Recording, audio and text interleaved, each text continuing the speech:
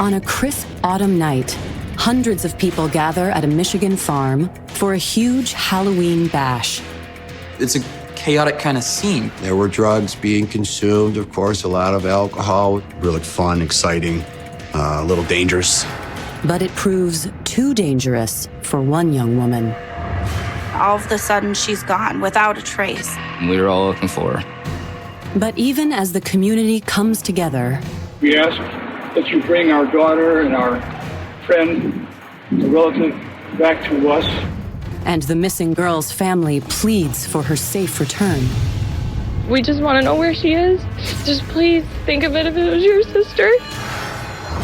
The mysterious disappearance sparks disturbing rumors about sinister forces at play that Halloween. People were saying it was a satanic ritual.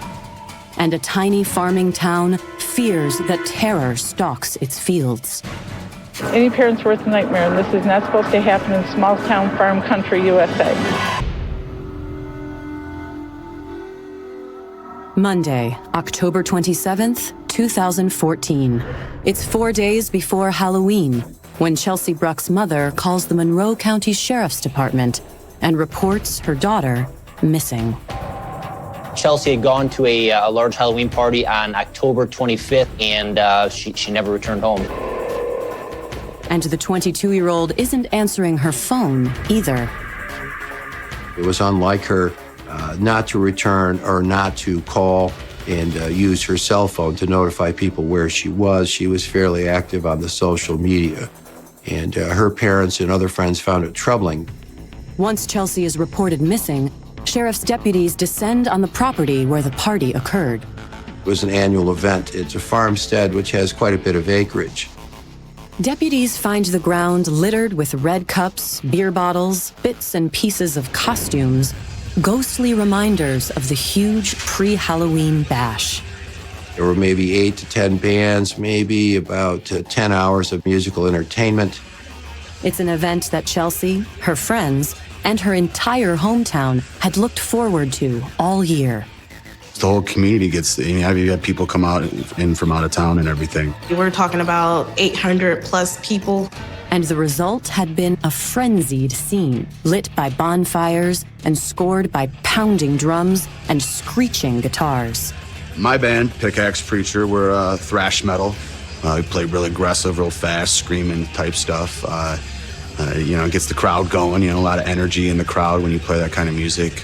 Really fun, exciting, a little dangerous. Most people there were drinking or intoxicated. There was drug use there. You've got faces covered up by costumes. You've got darkness. But had that darkness and chaos somehow swallowed up an innocent young woman, causing her to vanish without a trace?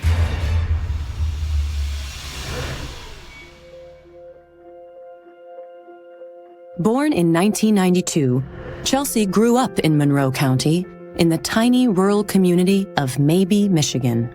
She actually grew up on a family farm that had been the family for quite some time. Her mother worked at a local bank, and her father was a farmer and also worked at the Monroe Library System. This is a family that, her mother told me they would eat dinner together all the time. They would talk to each other multiple times throughout the day. And that idyllic small-town childhood had a definite impact on Chelsea's personality. Chelsea was awesome. She was always happy. She was like one of the nicest person in the world. She was very family-oriented. She was always about her family.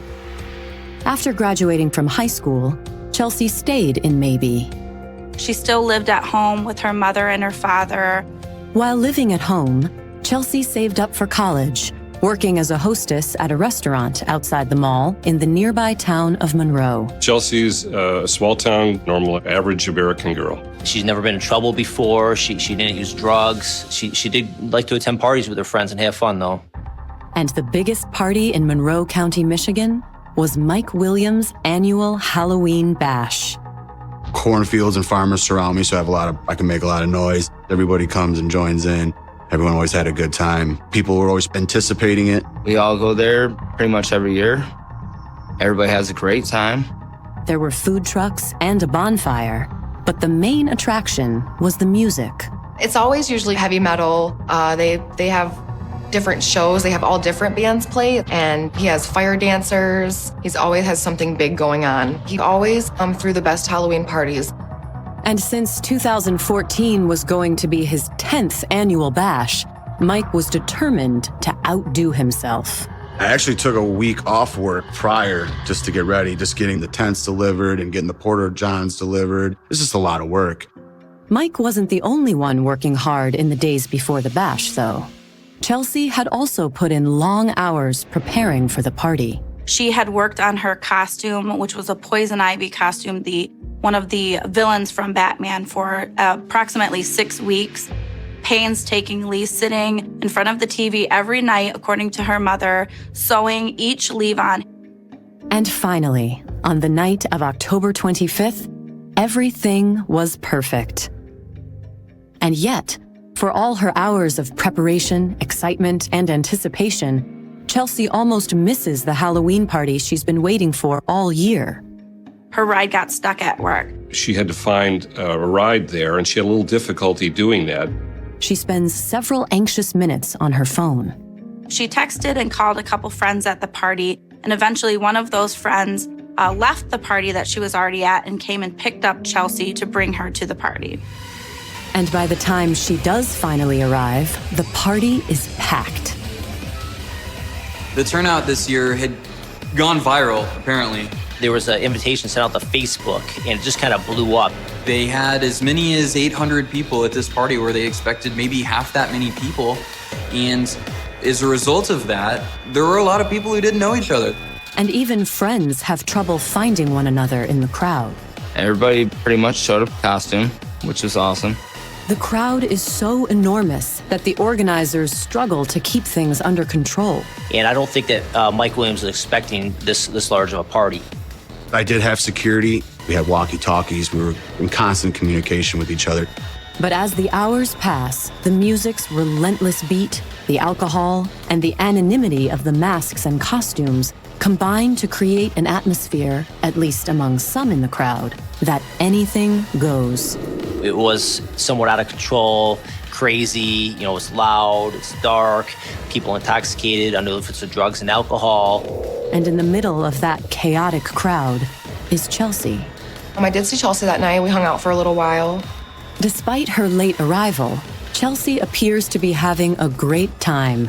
And the poison ivy costume she'd worked so hard on proves to be a huge hit. She was so excited to wear the costume that she had. She worked so hard on that costume. Over the next several hours, Chelsea dances through the crowd, drinking regularly from a bottle of wine she's labeled poison to go with her costume. She was drinking like what anyone does at a party. And when the music finally ends, the amped up and intoxicated crowd is hungry for more. After the bands were finished playing, a bonfire was lit, and the entire group of individuals, including Chelsea, started making their way towards the bonfire. But as Chelsea is skirting past one of the tents in the field, she's stopped short by a sudden blow to the face. She ran into a tent support. I don't think she saw it. She hit her nose rather hard. The impact leaves her momentarily stunned. She was bleeding a little bit. However, buoyed by alcohol and the party atmosphere, Chelsea quickly shakes it off and joins the frenzied crowd gathering around the bonfire. It was nothing bad, nothing to worry about. But as it turns out, Chelsea's worries are just beginning. Earlier that night, when she arrived at the party, Chelsea had given her phone to a friend for safekeeping. The costume that she had apparently didn't have any pockets on it.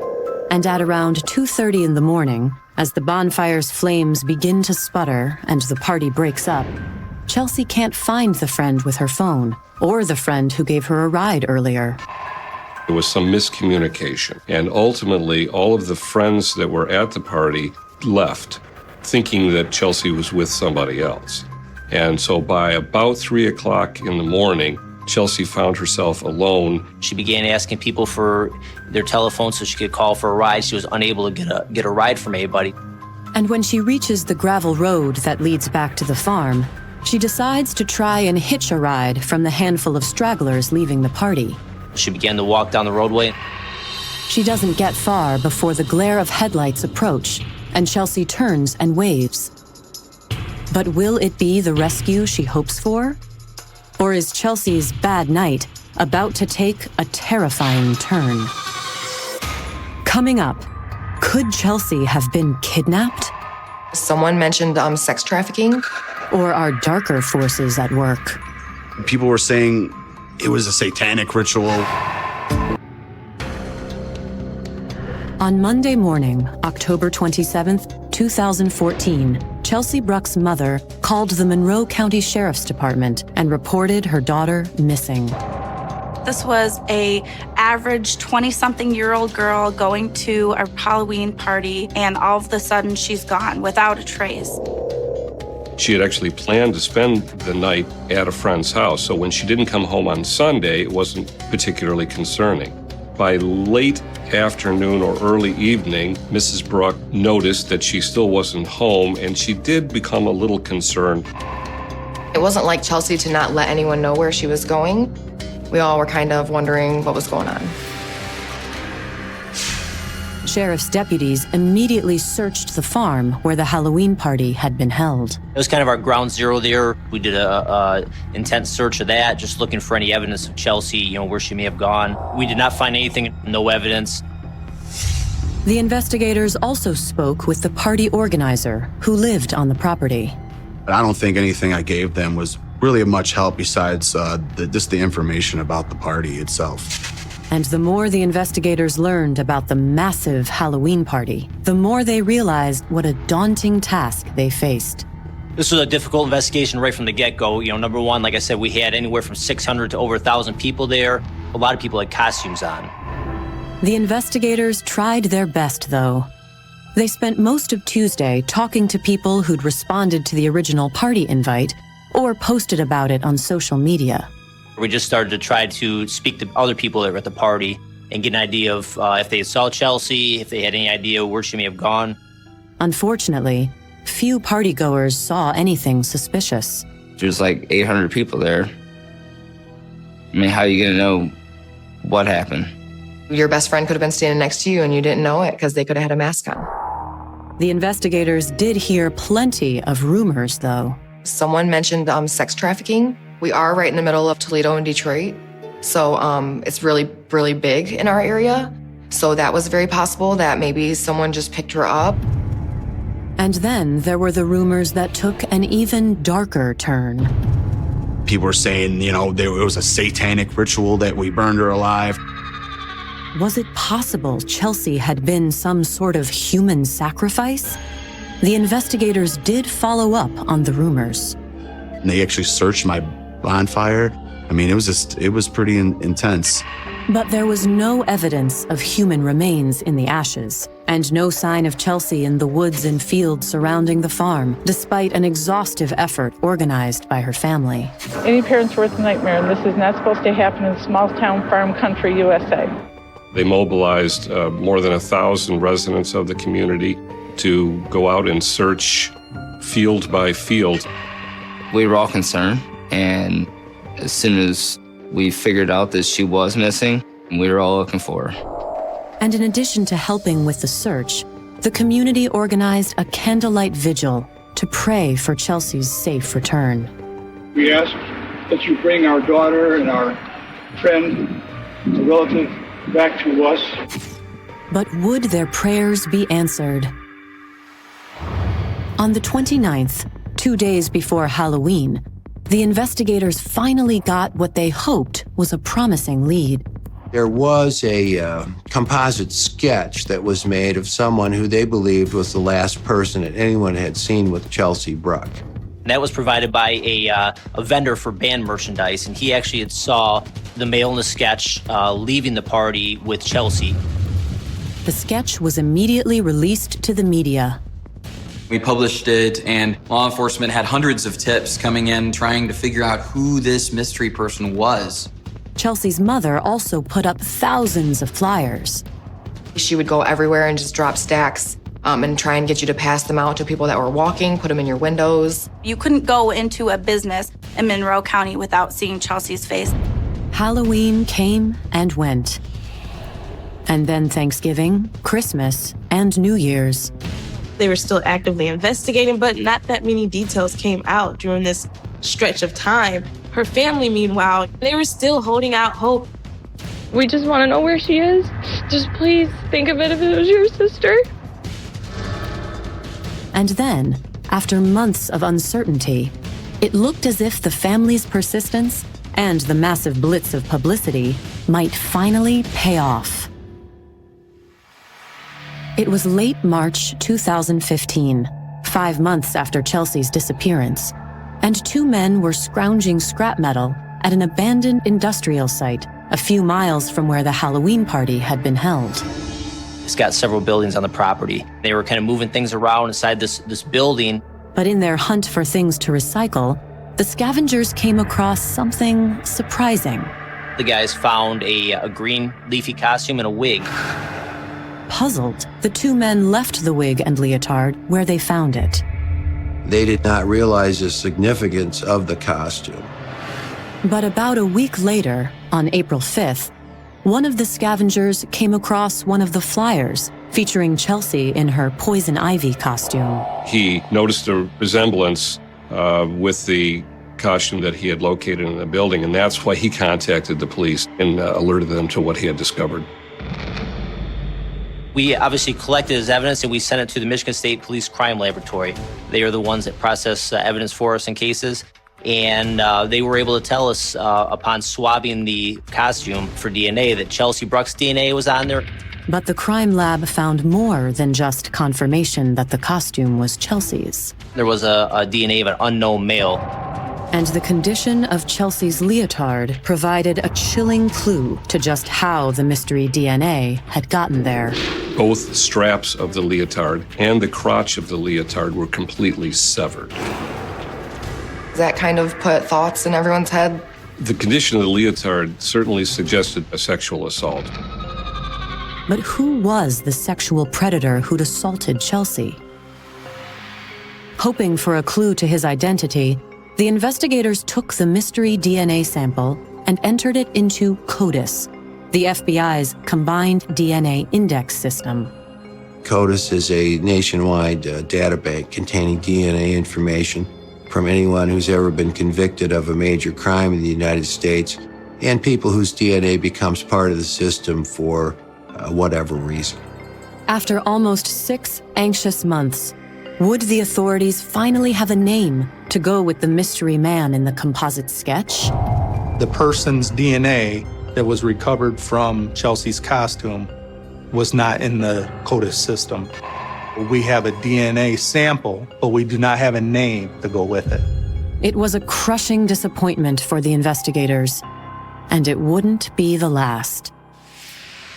It's April 24th, 2015, 3 weeks after the discovery of Chelsea's Halloween costume, and a man is working with heavy machinery in the woods a few miles from the abandoned industrial site where the leotard had been found.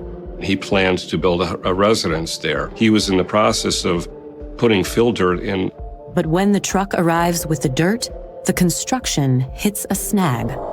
He had a truck driver, I believe, that was stuck. The owner of the property went back around and behind the truck to try and assess the situation. But what he's about to find is far more than he expects. A horrifying discovery that will leave a family devastated and a community gripped by fear. Coming up, will a chance discovery change the entire investigation? And the detective said, "You guys, drop what you're doing right now." Or will it raise new questions about her disappearance? He claims that Chelsea asked him to choke her. On April 24th, 2015, almost 6 months after Chelsea Bruck disappeared after a Halloween party on a rural Michigan farm, a man doing construction work found human remains on a nearby property. It fit the same size, description as Chelsea. We couldn't tell for sure, obviously, because it was decomposed, but we didn't have any other missing females with blonde hair in the area at that time. It wasn't until a couple days later that the Wayne County Medical Examiner's Office officially identified the body as Chelsea through dental records. Not only did the medical examiner determine once and for all that the 22-year-old was dead, the autopsy also revealed Chelsea's last horrific moments alive. Her jawbone right here was cracked in two. It was split right in two. It appeared clear to us that Chelsea had been beaten to death in the process of being sexually assaulted. But while friends and family were devastated by the news of Chelsea's death, the whole community was frightened by the chilling details of her murder. Knowing that something like that could happen in such a small town, the whole community was concerned. Even more troubling, the investigators still had no leads on the killer.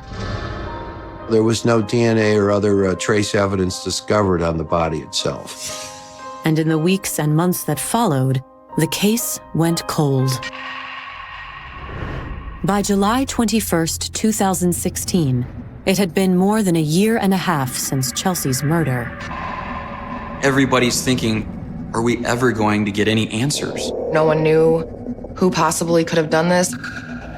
But would an unexpected breakthrough change everything? In July of 2016, I'm sitting in the detective bureau, and we were discussing some other things, the detectives and I, about another case. And then another detective rushed into the room.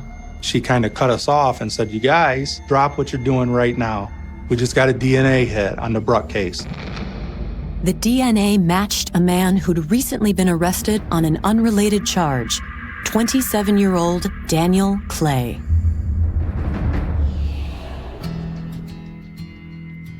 Born in 1988, Daniel Clay had grown up in Monroe County, but his upbringing was nothing like Chelsea's idyllic childhood. Daniel kind of got the short end of the stick at birth. His mom was in prison when he was born. Daniel's mother put him up for adoption, but that wasn't the end of his tumultuous childhood. His adopted parents that took him in, they ended up divorcing. Daniel was only 5 when his parents split. He lived with his adopted dad, and it was just the two of them until his dad passed away. Daniel was 17 when his adoptive father died. At that point, he was placed for whatever reason in the Monroe County Youth Center, which is a home for lack of a better word, wayward boys and girls. He has been in trouble several times. He did do drugs, probably since he was a teenager. Once he turned 18, Daniel was out of the youth center, but his prospects were grim. Worked at a gas station, he worked at a restaurant, he did odd jobs. And I don't think he was employed in any one place for more than a year. He never had a stable place to live either. In fact, for most of his adult life, he was essentially homeless. He basically lived with people, lived from couch to couch or person to person and girl to girl. Daniel got one of those girls pregnant, but skipped out soon after the baby was born. He always had warrants for child support. And that was far from the only trouble Daniel got himself into. He got a couple assault and batteries, resisting and obstructing. He had a marijuana charge. His most recent trip to jail had been 2 months earlier, in May of 2016. He had been arrested for larceny that the city police handled here in Monroe. For the theft of a backpack, he'd barely spent a night in custody. But thanks to a recent change in state law, that was enough to get his DNA into the system. Authorities were allowed to collect the DNA of people who were arrested for felonies. It took a little bit, and then we were notified that his DNA did match the one on the costume. Their first lead in almost 2 years, the investigators wasted no time in tracking Daniel down. He was living in a mobile home park not far from where the party was. But could they back up their DNA evidence with a confession? Hoping to get Daniel into the interrogation room before they revealed what they knew about Chelsea's murder, the investigators needed an excuse to bring him in.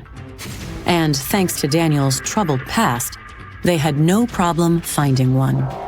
He had a warrant for child support.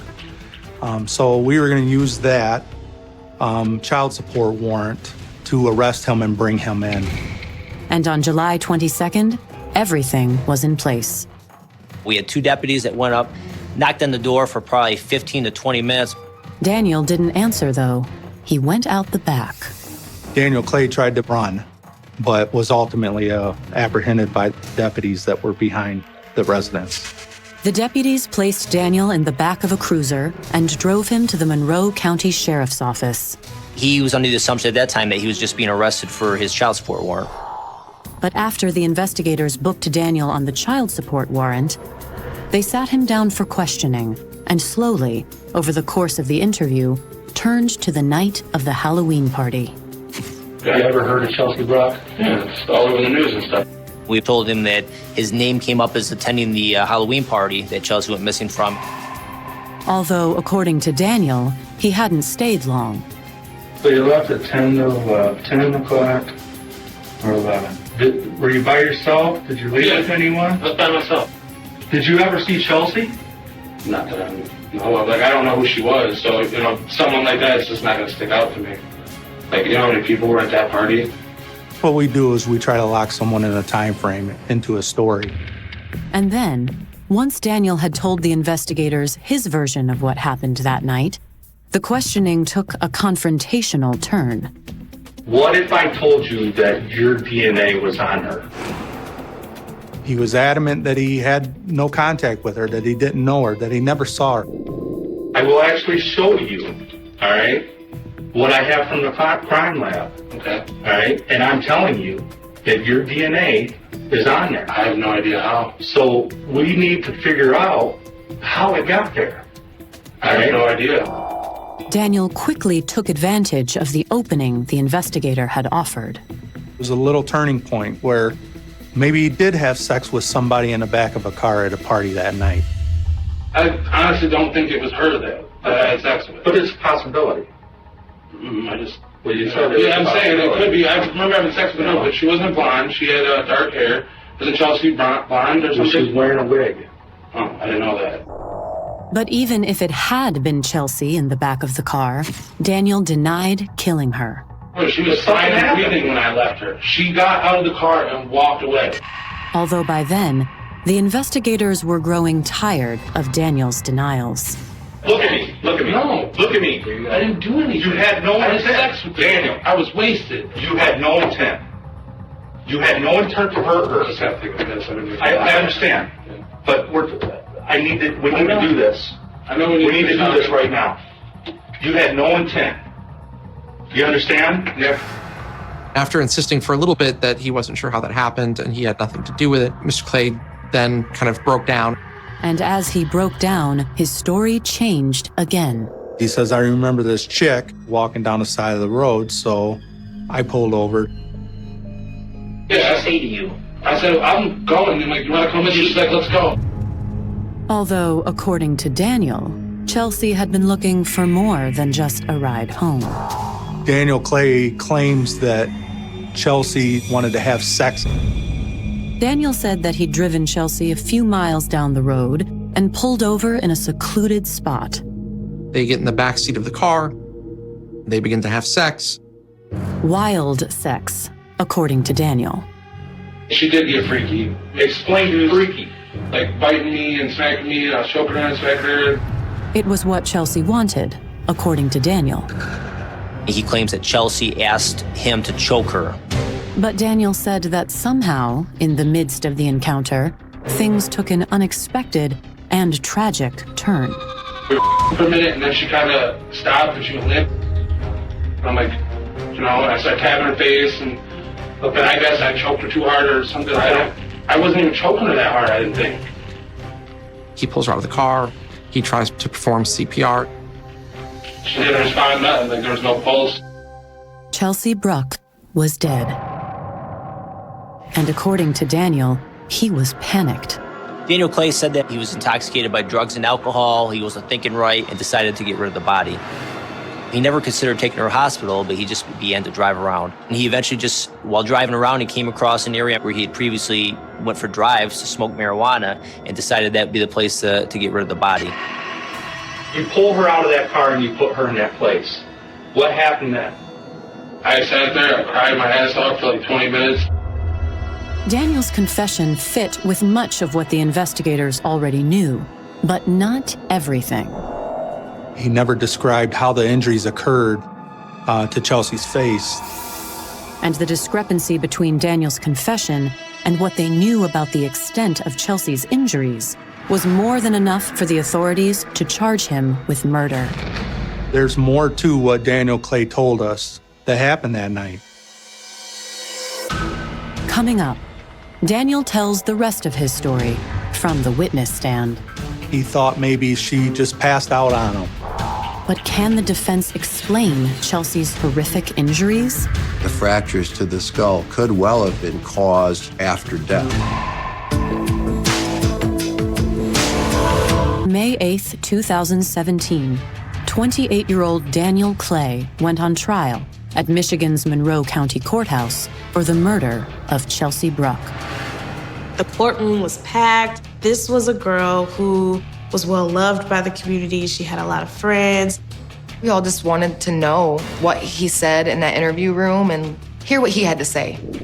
It had been almost a year since Daniel had confessed to killing Chelsea after a Halloween party in 2014. He told authorities that this was an accident, that he didn't mean for it to happen. And he still stood by his claim. In fact, shortly before the trial was set to begin, Daniel and his defense attorneys turned down the offer of a 35-year sentence in return for pleading guilty to second-degree murder. We believe that this case represented a manslaughter case, that Daniel Clay's actions as described in his testimony represented a consensual sex act gone awry. However, in their opening statement, the prosecutors argued that the presence of Daniel's DNA on Chelsea's torn leotard told a very different story. The costume was shown to the jury, and it was apparent that there was some trauma that had occurred. The straps to the costume and the crotch were completely severed. This was a murder committed during the course of a felony offense, criminal sexual conduct. Criminal sexual conduct. It's what we call rape here in Michigan. And according to the prosecution, the alleged rape was only the beginning of the trauma that Chelsea suffered. If this was consensual, then why did she have all of these injuries? According to the medical examiner's testimony, Chelsea had a broken jaw, missing teeth, and a fractured orbital socket. The cause of death was determined to be multiple blunt force blows to the face. Instantly, when you hear that, you know it's not an accident. It was a vicious beating. And according to the medical examiner's testimony, that wasn't all that argued against Chelsea's death being a tragic accident, as Daniel claimed. He claimed that she died even though he had choked her only a total of 20 to 30 seconds, and that she had been responsive for 15 seconds. If you do the math on that, that means that she had died only 15 seconds after losing consciousness. The medical testimony at trial, however, concluded that you would have to strangle somebody, manually strangle someone, hard enough to cut off all air or blood flow to the brain for an additional 2 minutes post-loss of consciousness. To drive the point home, the prosecutors staged what they hoped would be a powerful demonstration. The chief prosecutor presented a CPR mannequin to demonstrate to the jury, even if you bought Daniel Clay's story that he had asphyxiated her accidentally during a consensual sexual act, the amount of time it would take to actually kill someone via strangulation. So he sat in front of that jury for 2.5 minutes, holding his hands around the mannequin's neck. Daniel Clay's story is not credible. There's no way that he could have strangled Chelsea to death in only 15 seconds. And according to the prosecution, that made Daniel guilty of murder. The prosecutor's theory was that Mr. Clay sexually assaulted Ms. Bruck. And because he did that, you could then infer that he was guilty without finding that he deliberately, intentionally, premeditated the death of Chelsea Bruck. But would the jury agree? When it was the defense's turn, the jurors got the chance to hear Daniel's story firsthand from the witness stand. Daniel Clay testified at trial. He did his best to explain to the jury what happened that day. He was fairly calm and collected. And he stuck by his story that Chelsea's death was an accident. Daniel Clay claimed that this was something that was consensual between the two of them, and he had no intention of hurting this young woman. In fact, Daniel testified that since they were both intoxicated on the night of the party, it took him a minute to even realize that he had hurt Chelsea. He said at first he thought maybe she just passed out on him. And Daniel claimed that when he couldn't wake her, he'd tried to save her. He said at that point he tried to do CPR, however, she was unresponsive and lifeless. However, as the prosecution pointed out on cross-examination, there was one thing that Daniel didn't do: call 911. That is something that the prosecution really hammered him on. You know, if this was an accident, why didn't you just immediately report this to the police to try and get help? Mr. Clay indicated that his cell phone was dead. He could not have called for help at that time. But even if all that was true, how did the defense explain Chelsea's horrific injuries? Our experts at the trial indicated that the injuries to the skull could have occurred up to 3 hours after death. Either when Daniel drug Chelsea's body out of the car. One of the explanations was that he may have slammed her head in the car door. Or after Daniel had thrown Chelsea's body into the shallow depression that served as her makeshift grave. He says that once he dumped her body, he took some leaves and some sticks and logs and covered her body. Our expert testified that the fractures to the skull could well have been caused by a log fallen on the corpse after death. That would explain the injuries that were present in the skull of Chelsea Bruck. The defense's medical expert also challenged the autopsy's conclusion about cause of death. According to the defense, because Chelsea had been drinking that night, her death could easily have been the result of the brief choking that Daniel described. Medical expert testimony at the trial indicated that death through deprivation of oxygen and blood flow to the brain could be shortened through intoxication. And finally, the defense explained just why Daniel had choked Chelsea in the first place. Chelsea died during what we call erotic asphyxiation. Erotic asphyxiation is when the participants in sexual activity engage in depriving the other of oxygen to heighten their orgasm experience. And according to the defense's closing argument, that meant Daniel wasn't the monster and sexual predator that the prosecution made him out to be. What he did was dumb. But it wasn't any of the things that are necessary to find a first-degree premeditated murder. Coming up, will the verdict finally bring peace for Chelsea's family? We really wanted them to have some closure. Or will their quest for justice end in another tragic loss? It was heartbreaking to see their reaction.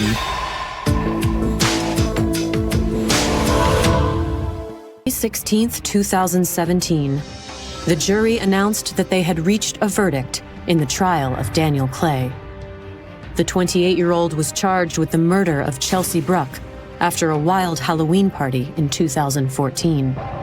We don't know Daniel Clay's intent, whether he went to the party looking to do this to somebody. At trial, the prosecutors argued that Daniel had murdered Chelsea in the midst of a sexual assault, making him guilty of felony murder. We believe that the evidence on the leotard, as well as some of the statements that the defendant made during his interview, warranted that. But according to the defense, Daniel wasn't a monstrous predator stalking the party in search of victims.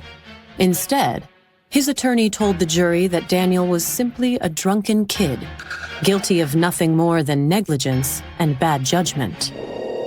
I wanted them to find Daniel Clay guilty of 2 crimes, improper disposal of a corpse and manslaughter. Would Daniel's claim that the sex was consensual and that the choking was Chelsea's idea be enough to convince the jury to find for manslaughter? All either side knew was that it had taken the jury a surprisingly short time to make a decision, less than 3 hours. Did the jury's quick decision bode well for the prosecutors or the defense?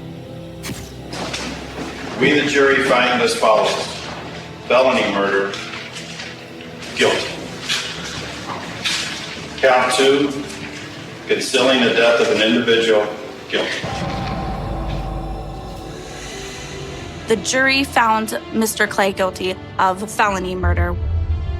Even if you believe Daniel Clay's story, the problem is that the evidence showed a beating. For Chelsea's family, the verdict marked the end of an emotional ordeal that had lasted almost 3 years. It was heartbreaking to see their reaction. I know it was a joyful reaction, but, you know, how joyful can you be when you don't have your daughter? Although as consolation, they knew that Daniel would never be free to prey on anyone again.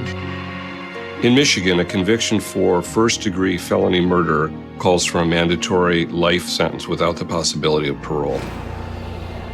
Daniel accepted his fate without emotion. He did not gasp. He did not cry. The defendant himself, in a subsequent interview, actually described himself as being an effing monster. And in a world where monsters are real, is anyone really safe? There are predators out there. There's always someone, whether you feel it or not.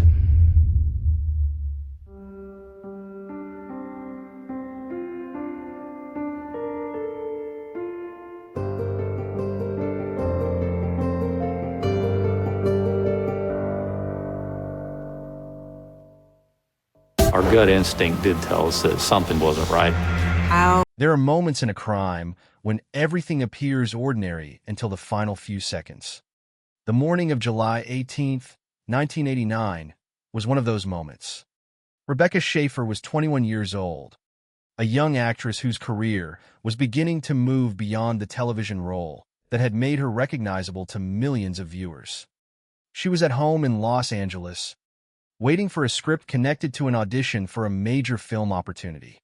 On the surface, it was simply another morning in the life of a young woman trying to build a career in Hollywood. Then someone came to her door. The man standing outside was Robert John Bardo. To Rebecca, he was not a friend, a colleague, or someone she had invited into her home. He was a stranger, but Bardo had spent years trying to get close to her. He had written to her. He had traveled to Los Angeles to find her at the studio where she worked. He had been stopped by security when he attempted to reach her.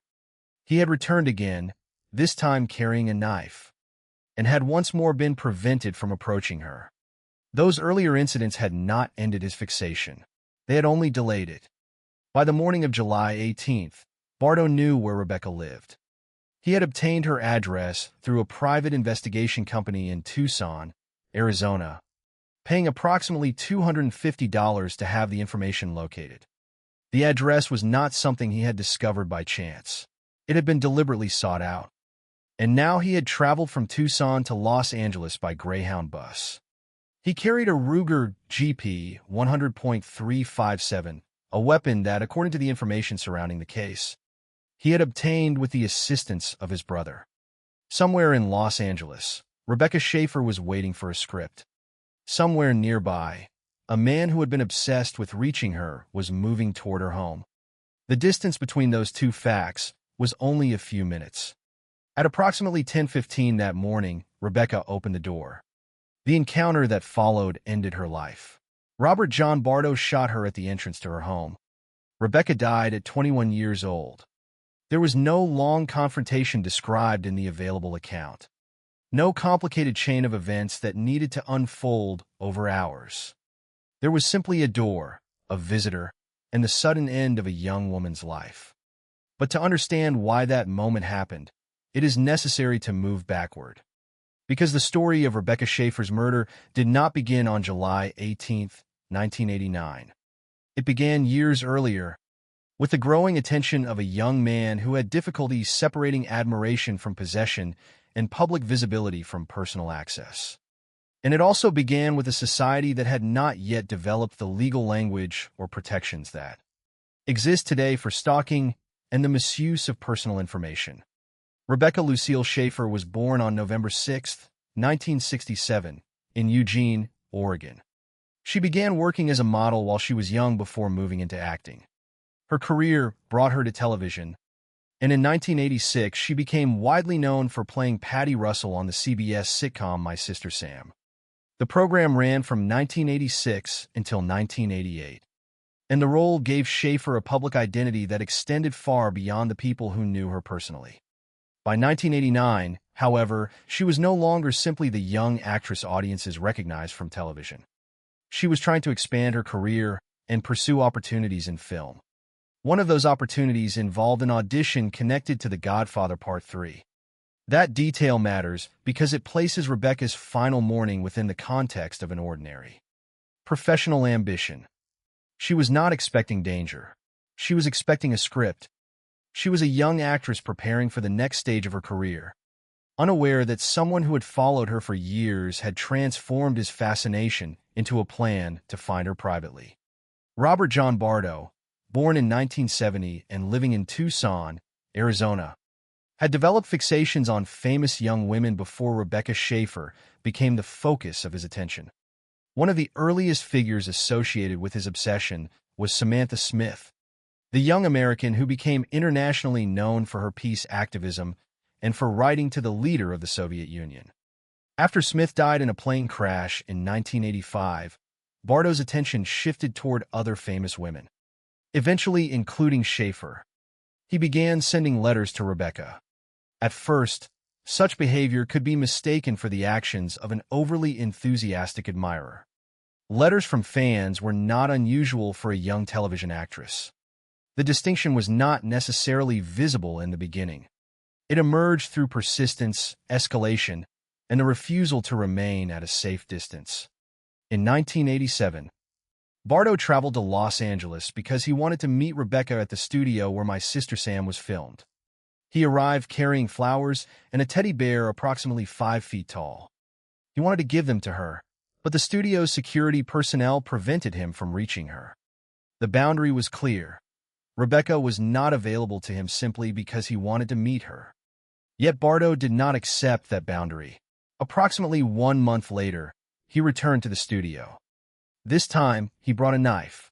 Again, he was stopped and prevented from reaching Rebecca. Eventually, he returned to Tucson.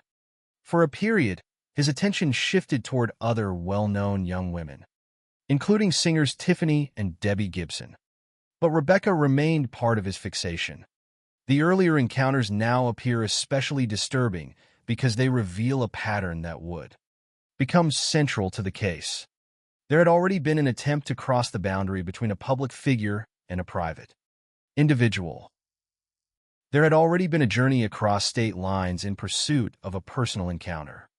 There had already been a second visit in which Bardo carried a weapon. None of these events resulted in Rebecca's death, but neither did they permanently end his efforts to reach her. In 1989, another development intensified the situation. Rebecca appeared in the film scenes from the class struggle in Beverly Hills. The movie included a scene in which her character appeared intimately with a man. For most viewers, it was simply a scene in a film. For Bardo, according to the information surrounding the case, it provoked an intense reaction. His fixation had already existed for years, but the scene became a turning point. He reacted as though Rebecca had changed in a way he could not accept. His attention was no longer merely centered on seeing her or meeting her. The boundary between the actress he watched and the person he believed he knew was becoming increasingly distorted. Another story also became important to his thinking: the 1982 attack on actress Teresa Saldana. Her attacker, Arthur Richard Jackson, had used a private investigator to locate her address.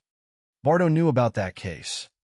He learned that the home address of a celebrity could be obtained through information that was accessible at the time. That knowledge provided something crucial, a method. If security at a television studio could prevent him from reaching Rebecca, perhaps he could avoid the studio altogether. If he could not enter her professional world, he could find the place where she lived. He hired a private investigation company in Tucson and paid approximately $250 to locate Rebecca's address. According to the information provided for this case, the address was obtained through DMV-related records, at a time when such residential information was not protected in the way it would be later. Bardo supplied identifying information about Rebecca and reportedly claimed that she was an old friend to whom he wanted to send a gift. The address was found, and with that discovery, the nature of the danger changed. Rebecca was no longer simply someone Bardo was trying to encounter at a studio. He now knew where she slept, where she lived, and where the barrier between public celebrity and private life was at its thinnest.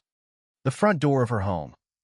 On July 18, 1989, he traveled from Tucson to Los Angeles. He carried a gun.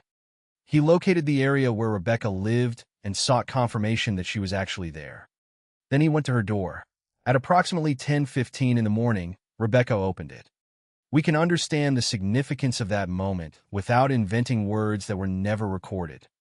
There is no need to create a conversation between them. The facts themselves are enough. A 21-year-old actress opened the door of her own home, and on the other side stood a man whose fixation on her had been growing for years. He had crossed boundaries at her workplace. He had returned after being stopped. He had learned how to obtain her address. He had traveled from another state. And now he had reached the one place where she should have been able to expect privacy. Robert John Bardo fired the weapon. Rebecca Schaefer was killed at her home. The immediate crime was over in moments, but the questions it created would last for decades. How could an obsessive admirer repeatedly attempt to approach a young actress and still eventually reach her home? How could a private address become accessible to someone determined to find it? And why, in 1989, did the legal system have so few tools for recognizing stalking as the escalating danger it could become? The investigation would eventually identify Bardo as Rebecca's killer, and the courts would later convict him of first-degree murder. But Rebecca's death would also force a much larger examination of the systems surrounding celebrities, personal information, and stalking. Her murder became one of the cases that helped change how America understood the danger of obsessive pursuit. The story, therefore, is not only about the man who stood at Rebecca Schaefer's door. It is also about everything that happened before he reached it, and about the systems that allowed him to discover where that door was. For Rebecca, the door marked the end of a life that had barely begun. For the country watching afterward, it became a warning. Sometimes the most dangerous threat is not the stranger who suddenly appears, but the person who has been moving closer for years, one boundary at a time. Rebecca Lucille Schaefer was born on November 6, 1967, in Eugene, Oregon. By the time she was 21, she had already experienced something that many young actors spend years pursuing: recognition. But recognition has two sides. For an actress, being known can open doors professionally. It can create opportunities, establish a career, and introduce a performer to audiences far beyond the places where she grew up. At the same time, becoming recognizable means that strangers can begin to feel that they know the person they have only ever seen on a screen. In Rebecca's case, that distinction would become tragically important. Her career began with modeling when she was young, before she moved into acting. Her work eventually brought her to television, where she became widely known for playing Patty Russell on the CBS sitcom My Sister Sam. The program ran from 1986 to 1988. For Rebecca, the role represented an important stage in a developing career. For audiences, it created a familiar face. The actress they saw on television was someone they could recognize, even though recognition did not mean personal knowledge. That difference seems simple, but the events that followed would demonstrate how dangerous it could become when someone refused to respect it. By 1989, My Sister Sam had ended, and Rebecca was attempting to move forward professionally. She was 21 years old and looking beyond the television role that had made her famous. One of the opportunities ahead involved an audition connected to The Godfather Part 3. According to the information available in this case, on the morning of July 18, 1989, Rebecca was waiting for a script related to that opportunity.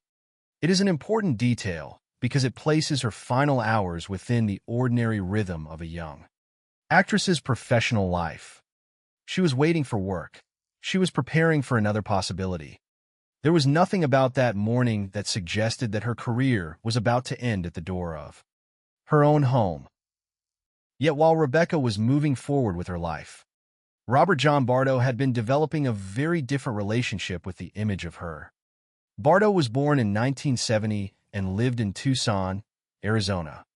He had developed fixations on famous young women before Rebecca became the focus of his attention. One of the figures associated with his earlier fixation was Samantha Smith, the young American who became known for her peace activism and for writing to the leader of the Soviet Union. Smith died in a plane crash in 1985. After her death, Bardo's attention shifted toward other famous women, eventually including Rebecca Schaeffer. The transition is significant because it suggests that Rebecca was not simply a person Bardo happened to notice once and then forget. She became part of an established pattern of intense attention toward young women who were publicly known. He began sending letters to Rebecca. At that stage, the behavior could appear very different from what it would later become. A young television actress receiving letters from viewers was not necessarily unusual. Fans wrote to performers because they admired them, because they wanted a response, or because they felt connected to someone whose work they followed. The problem was not simply that Bardo admired Rebecca. The danger developed through the way he attempted to turn that admiration into personal access. In 1987, Bardo traveled from Tucson to Los Angeles because he wanted to meet Rebecca at the studio where My Sister Sam was filmed. He did not merely write from a distance. He physically traveled to the place where she worked. He arrived carrying flowers and a teddy bear approximately 5 feet tall. He wanted to give these gifts to Rebecca, but the studio's security personnel prevented him from reaching her. The boundary between performer and admirer was enforced by the people responsible for protecting the workplace. Rebecca did not meet him. Bardo was not allowed to approach her. For most people, such a rejection would have been the end of the attempt. The message would have been clear. The actress was not available for a personal encounter simply because someone wanted one. But Bardo returned. Approximately 1 month later, he went back to the studio. This time, according to the information surrounding the case, he was carrying a knife. Again, he was stopped. Again, he was prevented from reaching Rebecca. The significance of the second visit is difficult to ignore. The first attempt had already failed. Security had already established a boundary. Yet instead of accepting that boundary, Bardo returned, and the circumstances were more dangerous. The knife changed the character of the attempt. It demonstrated that his desire to reach Rebecca had not disappeared simply because he had been denied access. Eventually, he returned to Tucson. For a period of time, his attention shifted toward other famous young women, including singers Tiffany and Debbie Gibson. But Rebecca remained part of his fixation. That temporary shift did not erase what had happened before. The letters, the trip to Los Angeles, the attempt to meet her at the studio, and the second visit with a knife all formed part of a pattern that would later become central to understanding the murder. Then came 1989. Rebecca appeared in the film scenes from the class struggle in Beverly Hills. The movie included a scene in which her character appeared intimately with a man. To an ordinary viewer, the scene belonged to the fictional world of the film. It was part of a performance by an actress playing a character. But according to the information in this case, Bardo reacted intensely when he saw it. His response revealed how far his perception of Rebecca had moved away from reality. The woman he watched on screen was an actress performing a role, but his reaction treated what he saw as though it had personal meaning. The distinction between Rebecca as a performer and Rebecca as a private individual was becoming increasingly distorted within his fixation. Another case also became important to Bardo's thinking: the 1982 attack on actress Teresa Saldana. Her attacker, Arthur Richard Jackson, had used a private investigator to locate her address. Bardo knew about that case. He learned that a person's private home address could be found through methods that were available at the time. This was the point at which the danger took on a new dimension. Bardo no longer needed to depend upon seeing Rebecca at the studio. He could attempt to find where she lived. He hired a private investigation company in Tucson and paid approximately $250 to locate Rebecca's address. According to the information supplied for this case, the address was obtained through DMV-related records. At the time, residential information contained in such records was not protected, as it would be later. Bardo provided Rebecca's name and date of birth and reportedly claimed that she was an old friend too, whom he wanted to send a gift. The information was enough to locate her. That detail would later become one of the most important elements of the entire case. Rebecca's home was no longer simply a private place known to the people in her life. Her address had become information that a determined stranger could acquire. And once Bardo possessed it, the physical barrier between his obsession and Rebecca's private life became much thinner. The studio had security. Her home was different. At the studio, other people could see him coming. At the studio, he could be stopped before reaching her. But an address allowed him to bypass that environment entirely. It gave him a destination. It transformed a public figure he had repeatedly attempted to meet into a person he could locate in private. The events of 1987 had therefore not disappeared. They had become part of a progression. First came the letters, then the journey to the studio, then the flowers and the enormous teddy bear, then the return with a knife, then the continued fixation, then the reaction to Rebecca's film appearance, then the discovery that her home address could be obtained. Each step moved the boundary farther. Rebecca herself remained a young woman pursuing her career. She was not responsible for the attention directed toward her. She did not create the obsession. She did not invite the intrusion.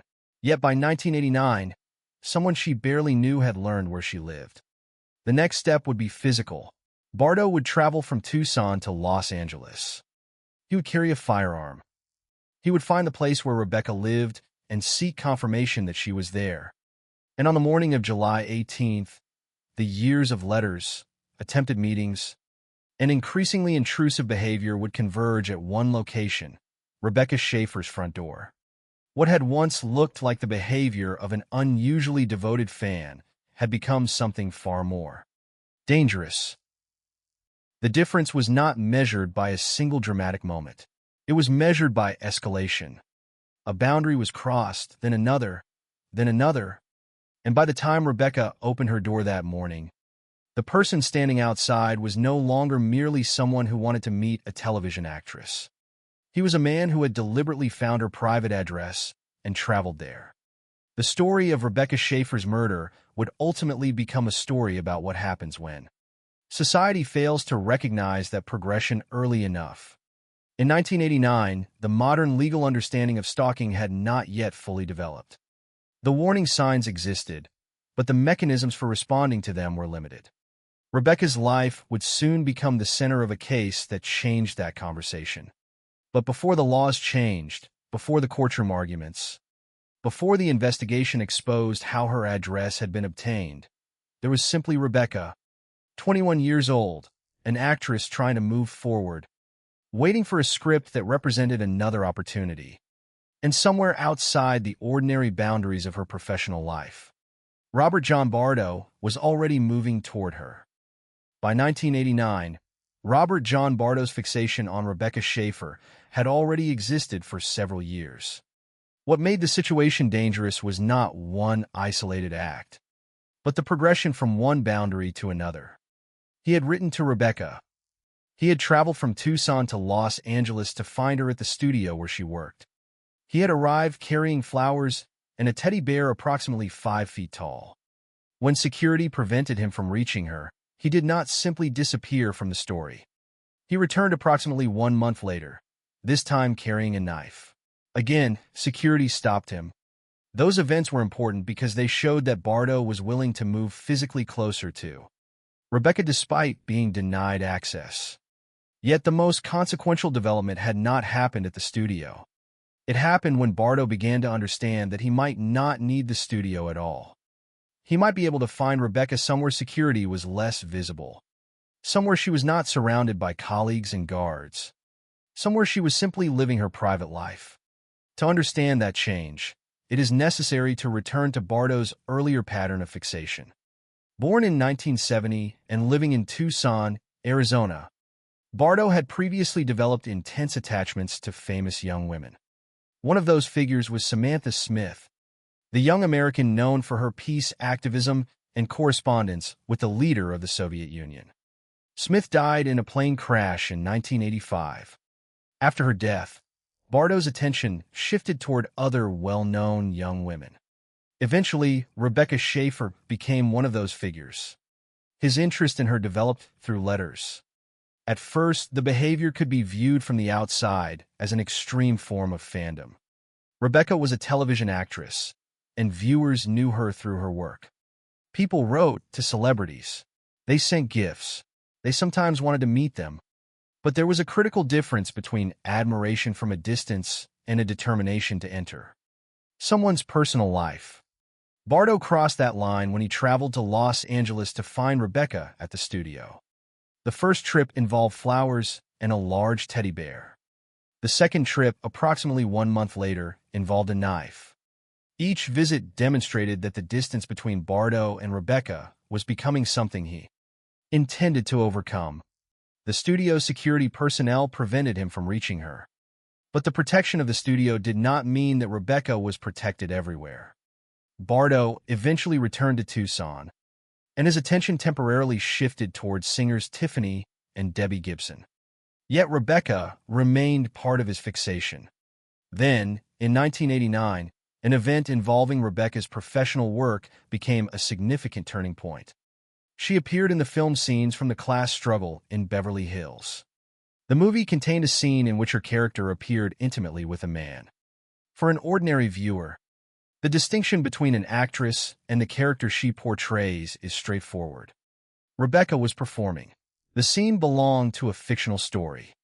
But according to the information provided in this case, Bardo reacted intensely when he saw the scene. His response suggested that his perception of Rebecca had become increasingly disconnected from the reality of her life and career.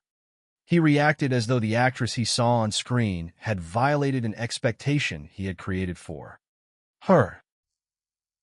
That is an important moment because it reveals the danger of an obsession that no longer recognizes the boundary between public performance and private identity. Rebecca did not know Bardo in the ordinary sense of the word. He was not a friend, a colleague, or someone who had a legitimate personal relationship with her. Yet he had constructed a relationship in his own mind around the image of her that he encountered through television and film. The more he watched, the more information he could gather, and the more he could imagine that he understood her. But what he knew was an image. What he did not possess was a relationship. The distinction would become fatal. Another case also entered Bardo's thinking: the 1982 attack on actress Teresa Saldana. Saldana had been attacked by Arthur Richard Jackson, who had used a private investigator to locate her address. Bardo knew about this case. The information gave him an important realization: a celebrity's home address could be found. The private home was not necessarily unreachable simply because the person living there was famous. There were methods for obtaining information that could allow someone to move from watching a public figure to physically locating that person. Until this point, Bardo's attempts to reach Rebecca had repeatedly encountered the same obstacle. He went to the place where she worked, but security stopped him. He returned with a knife, but security stopped him again. The studio was a controlled environment. It had people who could recognize him as an unwanted visitor. Her home was different. If he could find the address, he could approach her without first passing through the professional environment that had kept him away. This was where the obsession became more deliberate. Bardo hired a private investigation company in Tucson. He paid approximately $250 to have Rebecca's address located. According to the information supplied for this case, the address was obtained through DMV-related records. In 1989, access to residential information contained in such records was not restricted in the way it would later become. Bardo provided Rebecca's name and date of birth and reportedly said that she was an old friend too, whom he wanted to send a gift.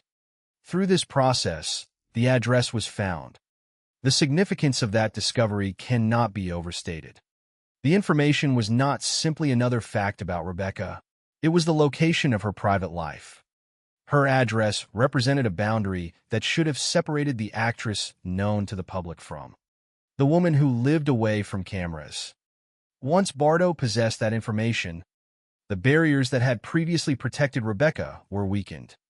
He no longer needed to wait outside a studio or convince security personnel to let him approach her.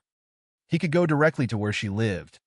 This was also the point at which the larger institutional failure became visible. The problem was not only Bardo's obsession. It was also the availability of personal information that could be obtained and used by someone whose intentions were dangerous. At the time, the system did not provide the same protections for residential DMV information that would exist later. The address could be obtained, and once obtained, it could be used to locate Rebecca physically. What followed was a journey from Tucson to Los Angeles. On July 18, 1989, Bardo traveled by Greyhound bus. He carried a Ruger GP 100.357, which, according to the supplied information, he had obtained with the assistance of his brother. He arrived in Los Angeles and went to the area where Rebecca lived. Importantly, he did not simply arrive at the address without checking whether Rebecca was actually there. He was reportedly able to ask people in the area and confirm that she lived at the location. The progression was now complete. First, there had been an image, then letters, then attempts to reach her at work, then the return with a knife, then the discovery of her address, then a journey across state lines with a firearm. Each action brought Bardo closer to Rebecca's private life. Each one reduced the physical distance between obsession and violence. Rebecca, meanwhile, remained focused on her own life. She was 21. Her career was developing. She was pursuing new opportunities after my sister Sam. And on the morning of July 18th, she was waiting at home for a script connected to an audition for The Godfather Part 3. The contrast between the two lives is stark. Rebecca's world was still defined by ordinary professional hopes. Bardo's world had become increasingly centered on reaching her. There was no mutual relationship connecting them. There was only one person's fixation and another person's vulnerability to it. The most important warning signs had existed long before the murder. The letters had come first, then the physical journeys, then the attempt involving a knife, then the deliberate search for a home address. But in 1989, American law had not yet developed the modern framework for treating stalking as a distinct and potentially escalating threat. Behavior that today might immediately be recognized as part of a dangerous pattern did not necessarily trigger the same legal response. That absence would become part of Rebecca's legacy. But before the laws changed, before lawmakers examined DMV privacy, and before the case reached a courtroom, there was one final step in Bardo's plan. He had found the address. He had traveled to Los Angeles. He had confirmed that Rebecca lived there. Now he only needed to reach her door. On the morning of July 18th, that final distance disappeared. Rebecca opened the door of her home, unaware that the person standing outside had spent years trying to get close to her. Within moments, the pattern that had developed over years would end in murder. The tragedy was not simply that a stranger appeared at Rebecca's door. It was that the stranger had been moving toward that door for a long time, crossing one boundary after another until there was almost nothing left between him and the person he had been pursuing. By the summer of 1989, Robert John Bardo had already demonstrated that he was willing to cross boundaries to reach Rebecca Schaefer. He had written letters to her. He had traveled from Tucson to Los Angeles to find her at the studio where she worked. He had arrived carrying flowers and a large teddy bear, only to be stopped by security. Approximately a month later, he returned, this time carrying a knife. And again he was prevented from reaching her. Those incidents should have marked the end of the pursuit. Instead, they became part of a pattern that continued to develop. Bardo eventually discovered that he did not have to reach Rebecca at the place where she worked. He could try to find the place where she lived. That change was crucial. A television studio was a public workplace with security personnel and other people around. Rebecca's home was private. If someone knew the address, however, the privacy of that home could be breached. The question was no longer whether Bardo could get past a security guard at a studio. The question became whether he could obtain information that would tell him exactly where Rebecca lived. The answer, in 1989, was yes. One of the cases that influenced Bardo's thinking was the 1982 attack on actress Teresa Saldana. Her attacker, Arthur Richard Jackson, had used a private investigator to locate her address. Bardo knew about that case. The significance of the story was not simply that an actress had been attacked. For Bardo, it demonstrated that the private address of a public figure could be found. The information that seemed to separate a celebrity from the public was not necessarily inaccessible. There were systems through which a determined person could locate it. In Bardo's case, that knowledge became a practical possibility. He hired a private investigation company in Tucson, Arizona, and paid approximately $250 to have Rebecca's address located. According to the information supplied for this case, the address was obtained through DMV-related records. At that time, residential information contained in motor vehicle records was not protected in the same way it would be after the case. This is one of the most disturbing aspects of Rebecca's murder because it demonstrates how an ordinary administrative system could become part of a chain leading directly to violence. The DMV was not created to help stalkers locate their victims. Its records served administrative purposes.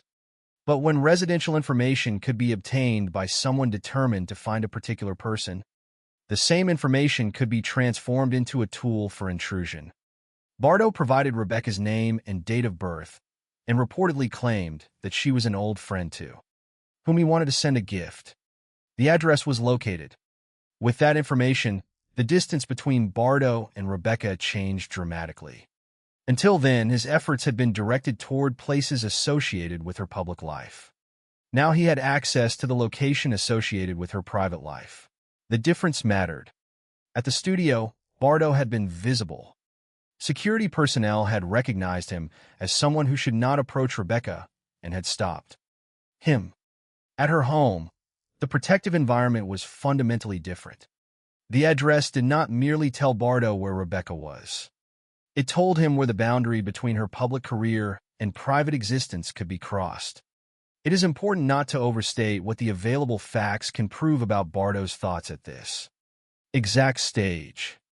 We do not need to invent an internal monologue to understand the significance of his actions.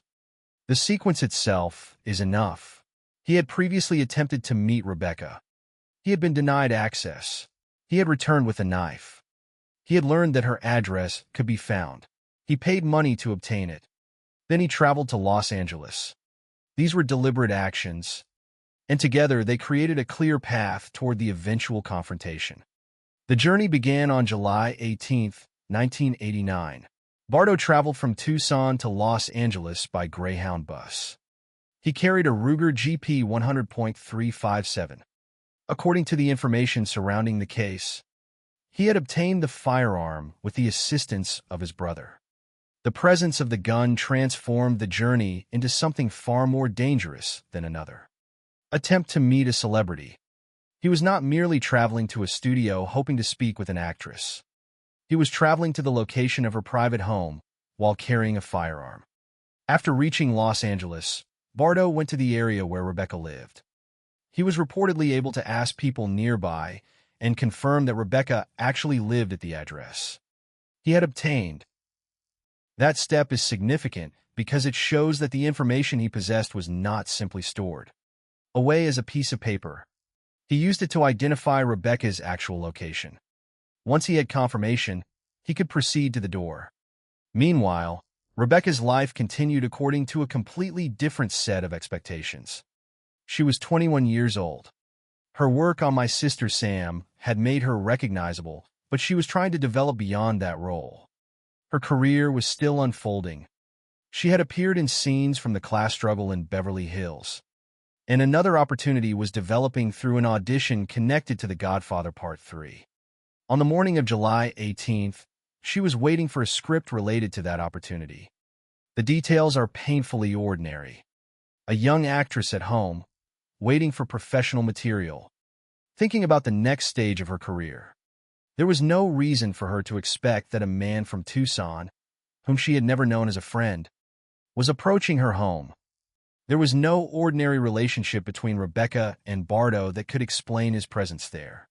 His connection to her existed primarily through the image of her as a public figure and through the fixation he had built around that image. That distinction is central to understanding the case. Rebecca's visibility did not mean availability. Being recognizable did not make her personally accessible. Appearing on television did not create a relationship with every viewer. Acting in a film did not give strangers acclaim over her private life. Yet Bardo's behavior increasingly ignored those boundaries. He had moved from watching and writing to traveling and pursuing. The discovery of the address removed one of the last practical barriers. The tragedy of the case, therefore, cannot be understood only as an isolated act committed by one individual. The killing was committed by Bardo, and responsibility for the murder belongs to him. But the case also exposed a broader vulnerability. Information that could identify where a person lived could be obtained and used without adequate protection against someone who intended harm. That vulnerability would become one of the most important consequences of the case. After Rebecca's murder, authorities and lawmakers would examine how her address had been obtained. The issue would lead to changes in California concerning access to residential information in DMV records and would contribute to a broader national discussion that eventually included the Drivers' Privacy Protection Act in 1994. California would also adopt an anti-stalking law in 1990. Those changes came after Rebecca was gone. They could not protect her on July 18, 1989. But they emerged from a recognition that the danger had not begun when Bardo fired the gun. The danger had developed earlier, through a series of actions that had been difficult for the legal system of the time to treat as a single escalating threat. The letters, the attempts to reach her at the studio, the return with a knife, the search for her address, and the journey to her home were not isolated facts. Together, they formed a progression. By the morning of July 18th, Bardo had crossed nearly every boundary separating him from Rebecca. He knew who she was. He knew where she worked. He had already tried to reach her there. He knew where she lived. He had traveled across state lines to find her. He carried a firearm. He had confirmed that she was at the address. The final barrier was a door. Around 10:15 that morning, Rebecca opened it. What happened next would become the defining moment of the case. But before the gunshot, there was a much larger story. Years of attention, failed attempts at access, information obtained through a system that had not yet been designed to protect people from this kind of pursuit, and a legal culture that had not yet fully recognized stalking as the escalating threat it could become. Rebecca's death would force that recognition. But in that moment, none of those future changes existed. There was only a young woman at home and a man who had deliberately found her address standing outside. July 18th, 1989 began as an ordinary day for Rebecca Schaefer, and that ordinariness is part of what makes the events of that morning so difficult to comprehend. Rebecca was 21 years old. She was a young actress whose career had already brought her recognition through My Sister Sam, but she was still at a stage where every new opportunity mattered. The television series had ended in 1988, and Rebecca was attempting to move forward, to establish herself beyond the role of Patty Russell. She had appeared in scenes from the class struggle in Beverly Hills, and she was pursuing another opportunity connected to The Godfather Part 3. On that morning, according to the information available in the case, she was at home waiting for a script related to the audition. Her attention was directed toward work and the future. Robert John Bardo, meanwhile, was traveling toward her. He had come from Tucson, Arizona, to Los Angeles by Greyhound bus. He was not making the journey simply because he happened to be in the city. He had already obtained Rebecca's home address. He had paid approximately $250 to a private investigation company in Tucson to locate it. The information had reportedly been obtained through DMV-related records, which at the time did not have the same protections surrounding residential information that would later be established. Bardo had supplied Rebecca's name and date of birth and reportedly claimed that she was an old friend to whom he wanted to send a gift. The address was found. Once he had it, the journey became possible. Bardo also carried a Ruger GP 100.357. According to the supplied information, he had obtained the firearm with the assistance of his brother. The presence of the weapon made the journey fundamentally different from his earlier attempts to see Rebecca. In 1987, he had traveled to the studio where My Sister Sam was filmed. He had brought flowers and a teddy bear approximately 5 feet tall. Security had prevented him from reaching her. Approximately a month later, he returned, this time carrying a knife. Again, security stopped him. Those encounters had taken place in an environment where other people could see what was happening and intervene. Now Bardo was approaching Rebecca's home, a private place where the circumstances were different. After arriving in Los Angeles, Bardo went to the area where Rebecca lived. According to the supplied account, he asked people nearby in order to confirm that Rebecca actually lived at the address he had obtained. This was another deliberate step. He was not simply wandering through Los Angeles and hoping to encounter her. He had information, and he used it to locate her. Eventually, he reached the building where Rebecca lived. The distance between them had become physical and immediate. For years, Rebecca had been a public figure whom Bardo watched from afar. He had written letters. He had attempted to meet her at work. He had returned after being denied access. Now, he was at the place where she lived. The significance of that moment lies in the complete absence of a normal personal relationship between them. Rebecca was not expecting a friend.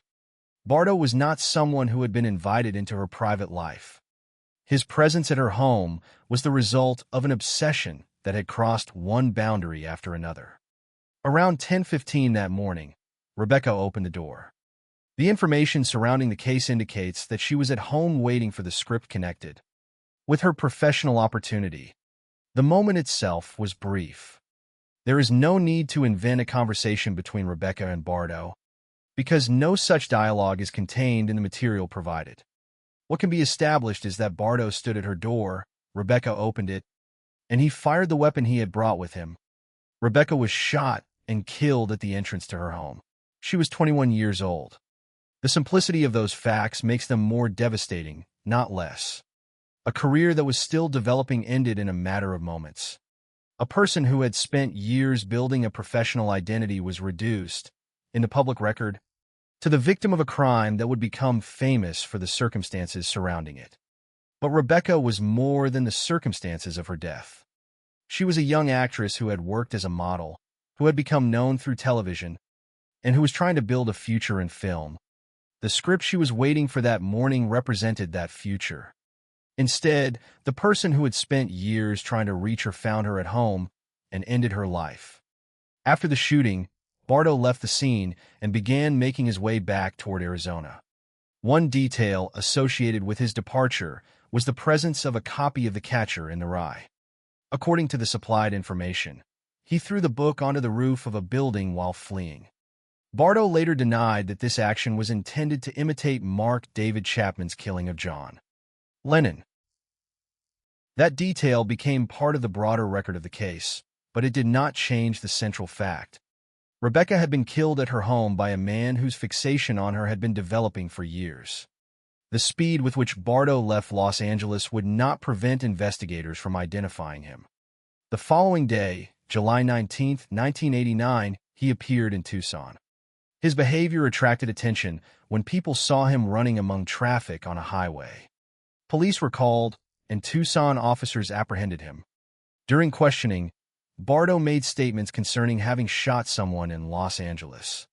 Investigators in Los Angeles were then able to connect him to Rebecca's murder. The case began to take shape very quickly. The victim was known. The suspect was in custody. The suspect himself had made statements referring to a shooting in Los Angeles. But the investigation could not stop with the immediate circumstances of the killing. There were questions that reached backward through the years. Who was Bardo? Why had he been focused on Rebecca? What had happened during his earlier attempts to reach her? How had he learned where she lived? And why had a person who had already demonstrated disturbing behavior been able to arrive at her home? Those questions mattered because the murder was not an isolated encounter between two strangers. It was the final stage of an escalating pattern. Bardo had first approached Rebecca through her public identity. He had written to her. He had traveled to her workplace. He had tried to cross the barrier created by studio security. He had returned with a knife. Later, he learned that her private address could be obtained. He paid for that information, traveled from Tucson to Los Angeles, confirmed that she lived at the location, and arrived carrying a firearm. The shooting was therefore the final act in a progression that had begun long before July 18th. At the time, however, American law did not yet possess the modern framework for understanding stalking in the way it does today. The word and concept existed, but the legal response was far less developed. Behavior that could later be recognized as a pattern of stalking did not necessarily create the same immediate legal consequences. That gap would become one of the most important lessons of Rebecca's murder. Her death demonstrated that threatening behavior does not always begin with an explicit declaration of violence. It can begin with unwanted attention, letters, repeated appearances, attempts to obtain access, and the refusal to accept boundaries. Each individual act can appear less serious when viewed separately, but together, they can form a progression towards something much more dangerous. Rebecca's case forced that progression into public view. Her murder would eventually contribute to changes in California law concerning stalking and access to residential information. It would also become part of the larger movement toward protecting personal information contained in motor vehicle records. But those changes belong to the future. On July 18th, there were no such protections capable of stopping the person standing outside Rebecca's door. The door itself had become the final boundary. It was supposed to separate the public figure Rebecca Schaefer from the private person Rebecca Schaefer. Instead, the man who had spent years pursuing the public image had found his way to the private individual. The tragedy of the morning was therefore not simply that a gun was fired. It was that the distance between public attention and private danger had gradually disappeared. Rebecca's career had made her recognizable. Her image had made her visible. Her address made her reachable. And once Bardo had crossed that final distance, the consequences were irreversible. By July 19th, he was in police custody in Tucson. The immediate mystery of who had killed Rebecca was beginning to have an answer. But the deeper investigation was only beginning. Authorities would have to examine the years of fixation, the earlier attempts to reach her, the acquisition of her address, and the circumstances that had allowed Bardo to move from being an unwanted admirer to the man standing at her front door. The case would eventually enter a courtroom, where questions about murder, mental illness, and responsibility would be debated. Beyond the courtroom, it would also enter the history of American law. Rebecca's death would help expose how dangerous stalking could become and how easily personal information could be misused. But first came the investigation. The story now moved away from Rebecca's home and toward the man who had left it. Within 24 hours of the killing, Robert John Bardo had been arrested. The investigation had a suspect. It had a confession-like admission concerning a shooting in Los Angeles. And it had a trail leading backward through years of obsession. What remained was to understand the full chain of events that had brought him to Rebecca's door, and why so many warning signs had failed to prevent the final one. The murder of Rebecca Schaefer might have remained a mystery for far longer if the person responsible had disappeared completely after the shooting. But Robert John Bardo did not remain in Los Angeles. After killing Rebecca at the entrance to her home on July 18, 1989, he left the scene and began making his way back toward Arizona. The investigation therefore developed across two locations: Los Angeles, where a young actress had been killed, and Tucson, where the man suspected of killing her would soon be found. What made the case unusual was how quickly investigators were able to identify the person responsible. Yet, identifying Bardo was only the beginning. The deeper investigation had to reconstruct the path that had brought him to Rebecca's door. A path that extended backward for years and included letters, repeated attempts to approach her, a weapon carried during an earlier visit, the acquisition of her home address, and finally a journey from Tucson to Los Angeles carrying a firearm. The first stage was the murder itself. Rebecca had been shot at her home at approximately 10:15 in the morning. She was 21 years old. The circumstances immediately established that the crime had not taken place in a random public encounter. The victim had been at her own residence, and the person responsible had come to her. That distinction would become increasingly important as investigators examined the history between Rebecca and Bardo. There was no ordinary friendship or professional relationship between them that could explain why he was there. Bardo's connection to Rebecca had developed through his fixation on her as a public figure. He had written letters to her. In 1987, he traveled to Los Angeles to find her at the studio where My Sister Sam was filmed. He arrived with flowers and a teddy bear approximately 5 feet tall. Studio security prevented him from reaching her. About a month later, he returned, this time carrying a knife, and again security stopped him. Those earlier incidents became significant because they demonstrated that Bardo's appearance at Rebecca's home was not his first attempt to approach her. There had been a history of unwanted pursuit. After the second studio incident, Bardo returned to Tucson. His attention temporarily shifted toward other famous young women, including Tiffany and Debbie Gibson, but Rebecca remained part of his fixation. By 1989, the situation had intensified. Rebecca had appeared in scenes from the class struggle in Beverly Hills, including a scene in which her character appeared intimately with a man. According to the information in the case, Bardo reacted intensely to the scene. His response was another indication that his perception of Rebecca had become increasingly personal, despite the absence of an ordinary personal relationship between them. The investigation would therefore have to look beyond the shooting itself. It had to ask what had brought Bardo to Rebecca's home and how he had discovered where she lived. The answer involved a private investigation company in Tucson and the availability of DMV-related information. Bardo paid approximately $250 to have Rebecca's address located. He supplied identifying information including her name and date of birth and reportedly claimed that she was an old friend to whom he wanted to send a gift. According to the supplied information, the address was obtained through DMV-related records.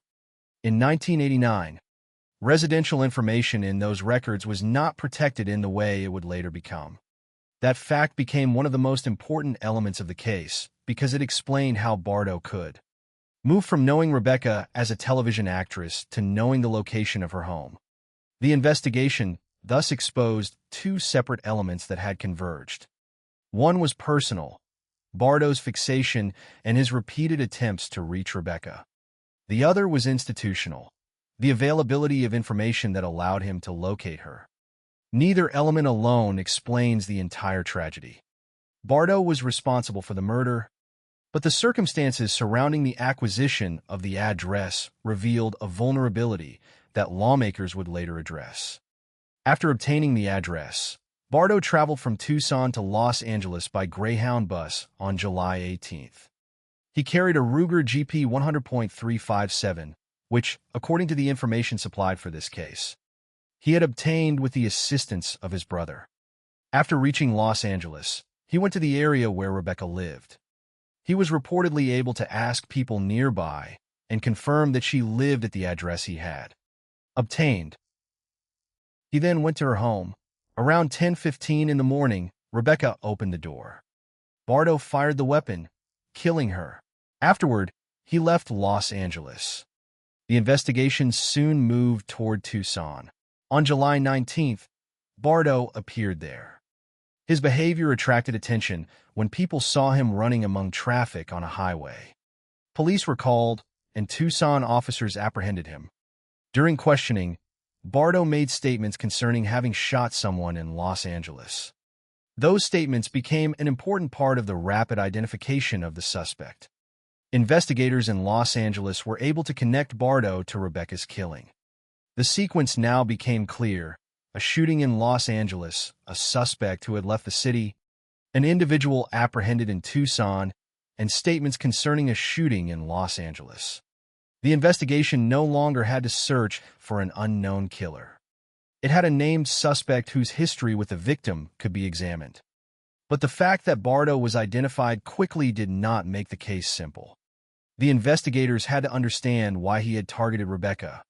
They had to examine the history of his fixation and the steps that preceded the murder. The earlier studio visits were particularly significant. The first involved flowers and a large teddy bear. The second involved a knife. These events showed that Bardo had already attempted to overcome the separation between himself and Rebecca. He had not succeeded because security personnel intervened. The home address changed that equation.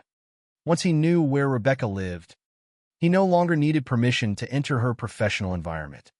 He could simply go to the location. The investigation also had to consider the significance of the firearm. Bardo had traveled from Tucson to Los Angeles carrying a Ruger GP 100.357. Whatever his stated intentions might have been before arriving, the presence of the weapon demonstrated the seriousness of what occurred when he reached Rebecca's home. The murder was not the result of an accidental encounter between two people who happened to cross paths. Bardo had traveled to a location associated specifically with Rebecca. He had confirmed that she lived there. He had arrived armed. He then shot her when she opened the door. Another detail entered the record after Bardo left the scene. He had a copy of The Catcher in the Rye and, according to the supplied information, threw the book onto the roof of a building while fleeing.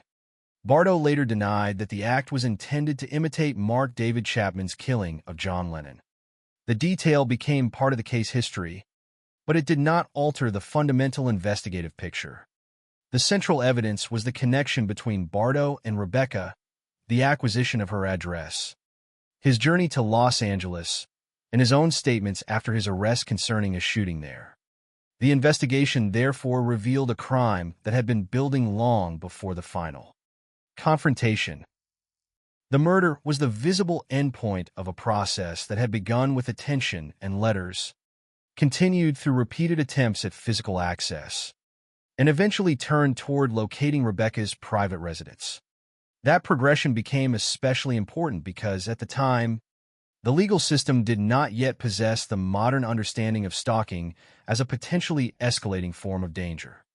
Today, a series of unwanted contacts, repeated appearances, attempts to locate a person's home, and efforts to overcome boundaries can be viewed as connected behavior. In 1989, those actions did not necessarily trigger the same legal response.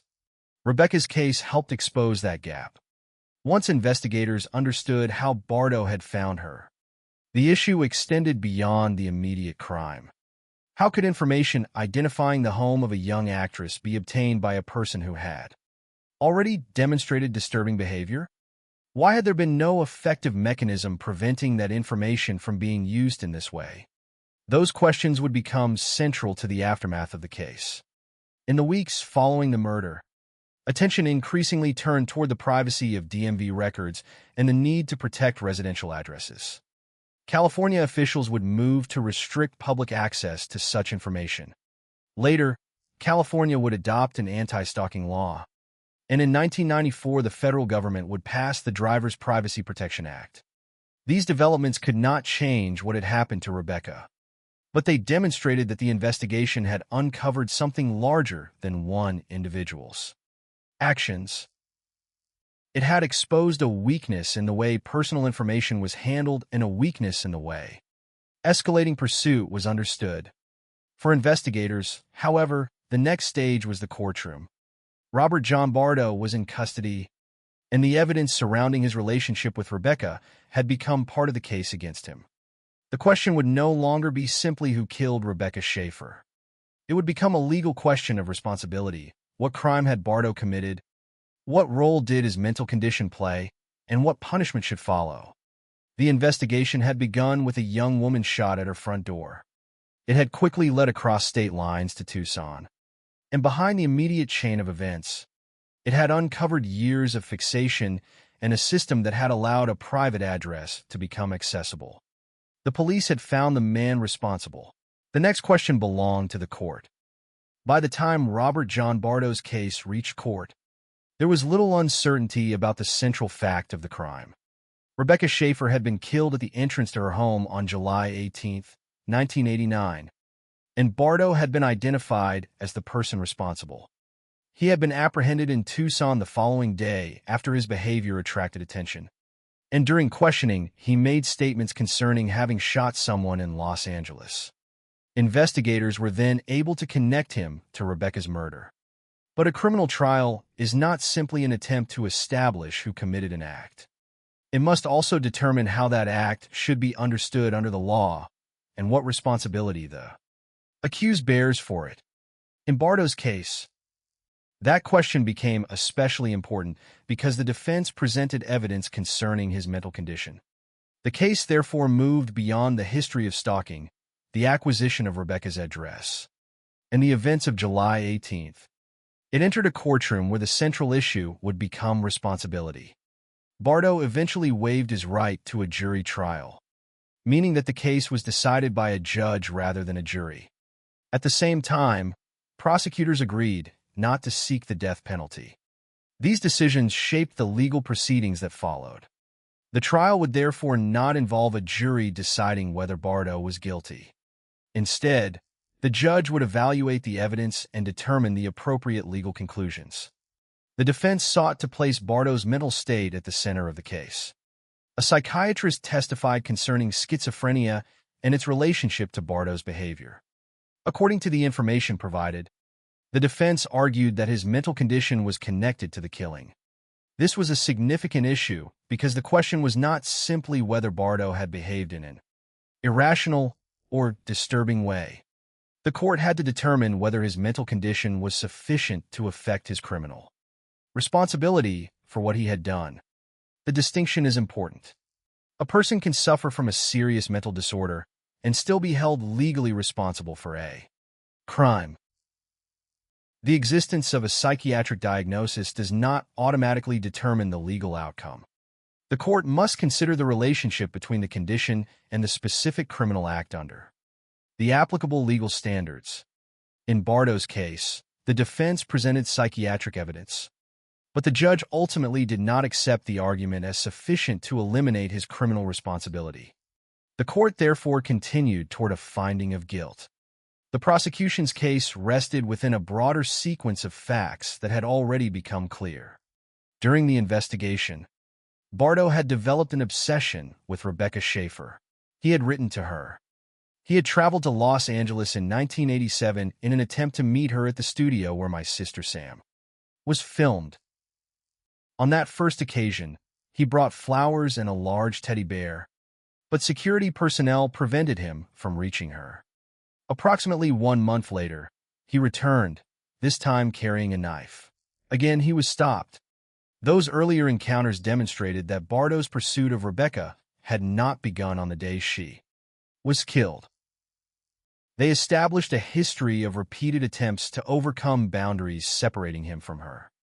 The prosecution could therefore place the killing within that larger history. The events immediately before the murder were also significant.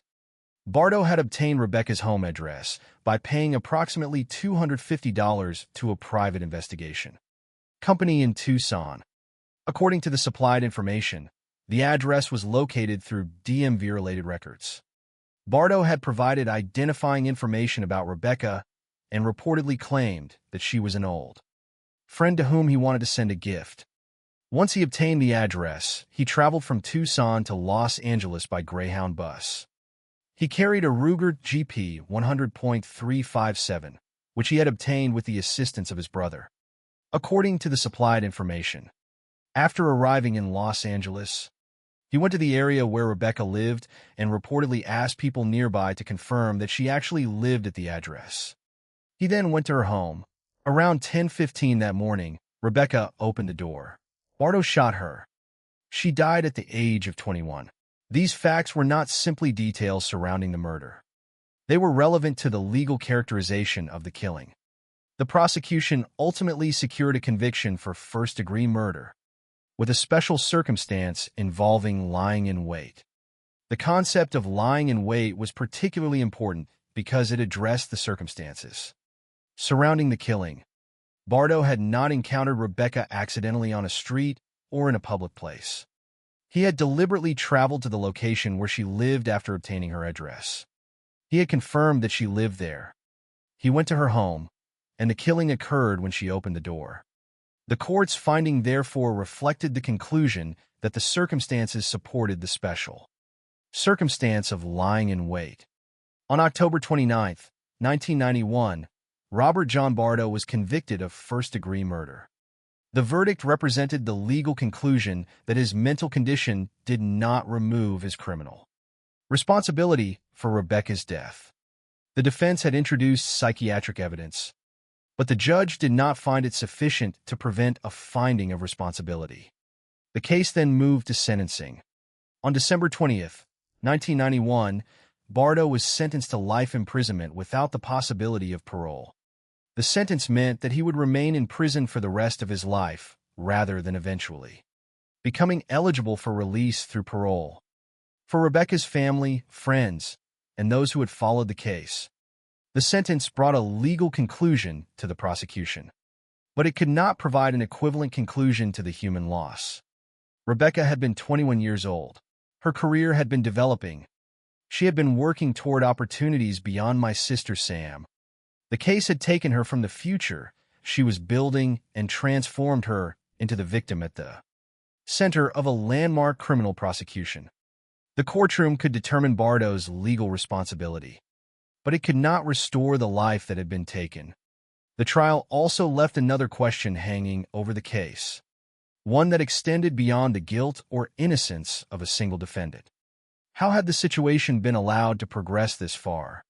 The court was addressing the murder itself, but the larger story involved years of behavior that had preceded it.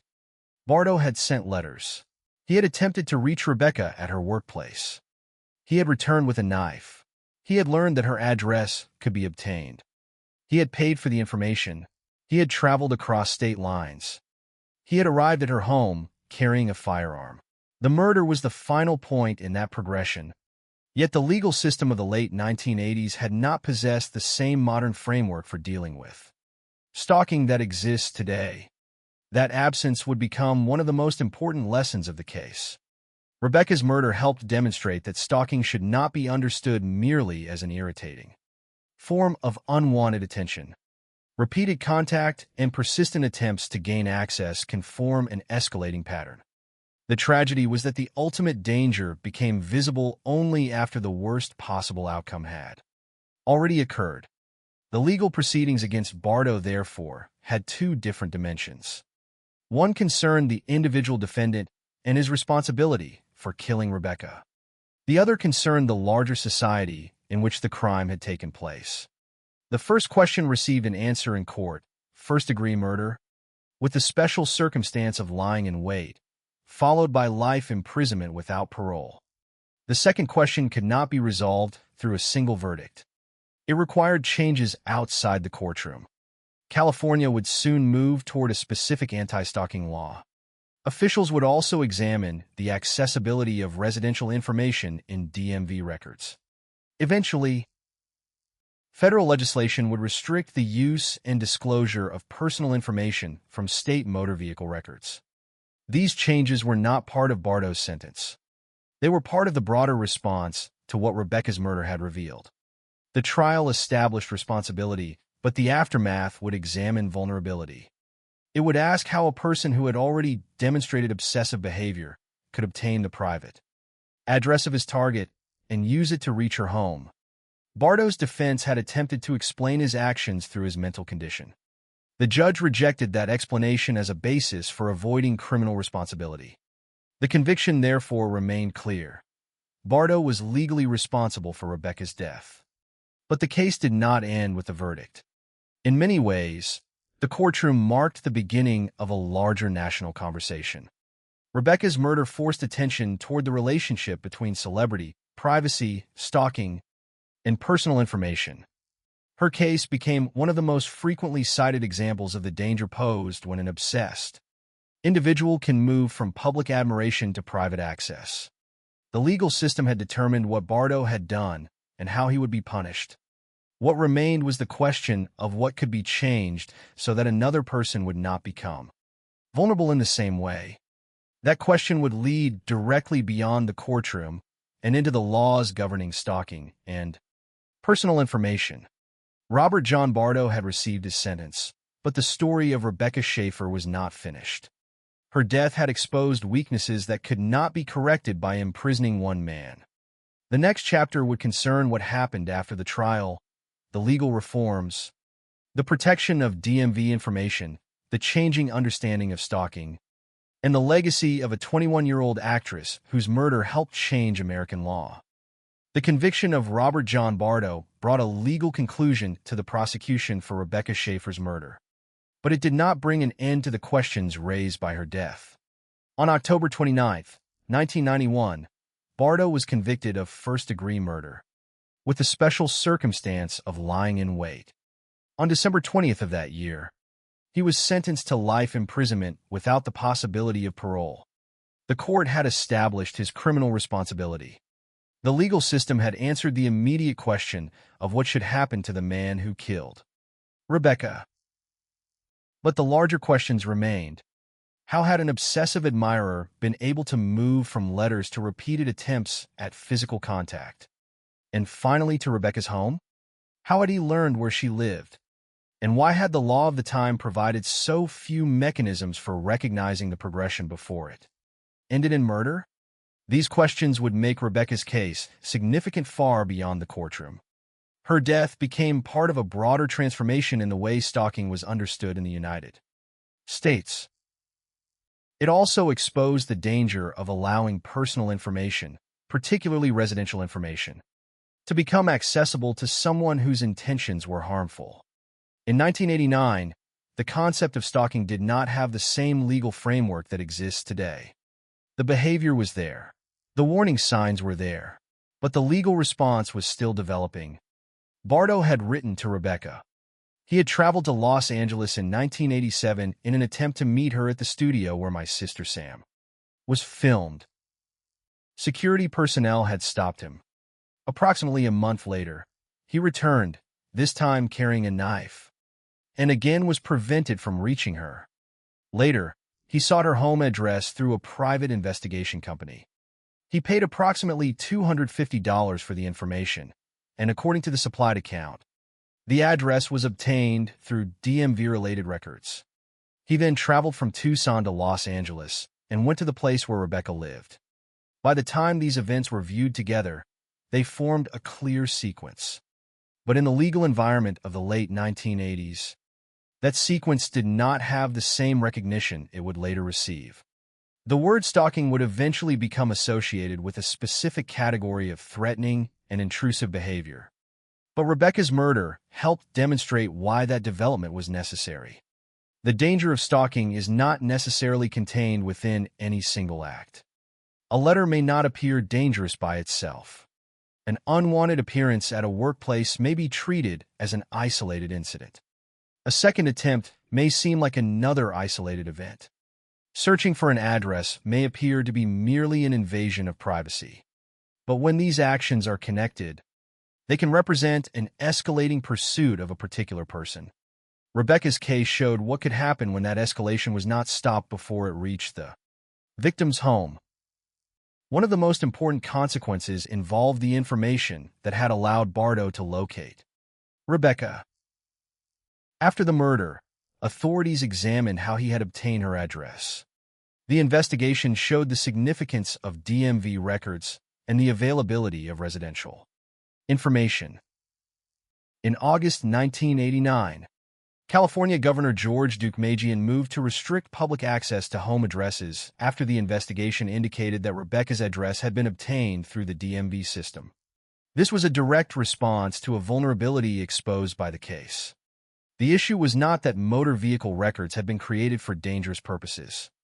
They were administrative records, but information contained within them could have consequences far beyond their original purpose when it became available to someone determined to locate another person. Rebecca's case demonstrated that privacy could be a matter of physical safety. A home address is not simply a piece of information. For someone attempting to escape unwanted attention, it can represent the difference between being unreachable and being found. California subsequently established greater protections around residential information contained in DMV records, while allowing specified exceptions. The changes reflected a new understanding of the relationship between personal data and personal security. The issue became even broader in the years that followed. In 1994, Congress passed the Driver's Privacy Protection Act, restricting the use and disclosure of personal information contained in state motor vehicle records. The federal law represented a national recognition that information held by state motor vehicle agencies could not simply be treated as harmless public data. The protection of that information had implications for privacy and safety. Rebecca's murder was one of the cases frequently associated with the movement toward these changes. Her death, therefore, became connected to a legal legacy that extended beyond California and beyond. The individual prosecution of Robert John Bardo. Another major consequence came in the area of stalking law. California adopted an anti-stalking law in 1990, including Penal Code Section 646.9. The development of this law reflected the growing recognition that repeated unwanted pursuit could be dangerous and should be addressed before violence occurred. Rebecca's case became an important part of the history surrounding that change. The timing is significant. The murder occurred in July 1989. The anti-stalking law followed in 1990. The legal reforms did not bring Rebecca back, and they could not erase what had happened. Their importance lies elsewhere. They represented a recognition that the warning signs preceding a violent act can matter in their own right. The law did not have to wait for someone to be physically attacked before recognizing that persistent pursuit could create danger. Rebecca's story also changed the conversation about celebrity privacy. Public recognition creates a complicated boundary. An actress can be known by millions of people because her work appears on television or in films. But being recognizable does not make her private life public property. Rebecca's professional identity was visible. Her home was not supposed to become a destination for strangers. Yet the systems of the time made it possible for Bardo to locate her. Her murder exposed the vulnerability created when public identity is combined with easily obtainable private information. The tragedy was not that Rebecca was famous. It was that her fame and the availability of her personal information intersected with the obsession of someone determined to reach her. The case also provides a clear warning against viewing stalking as a harmless expression of admiration. Bardo's behavior had progressed through recognizable stages: letters, physical attempts to meet Rebecca, a return carrying a knife, the search for her address, and finally the journey to her home with a firearm. The progression did not happen in a single moment. It developed over time. That is one of the most important lessons of the case. The danger was not created only by the final act. The danger had been building through repeated violations of boundaries. The final act simply made the consequences impossible to ignore. Robert John Bardo remained in prison under a sentence of life without the possibility of parole. In 2007, while serving that sentence, he was stabbed 11 times by another inmate but survived. That later incident did not change the legal outcome of Rebecca's case. Bardo remained imprisoned for the murder. The fact belongs to the later history of the man who killed Rebecca, but it is not the center of her story. The center should remain with Rebecca herself and with what her death revealed. Rebecca was 21 years old when she was killed. She had begun as a young model, moved into acting, became known as Patty Russell on My Sister Sam, and was attempting to develop a career beyond that television role.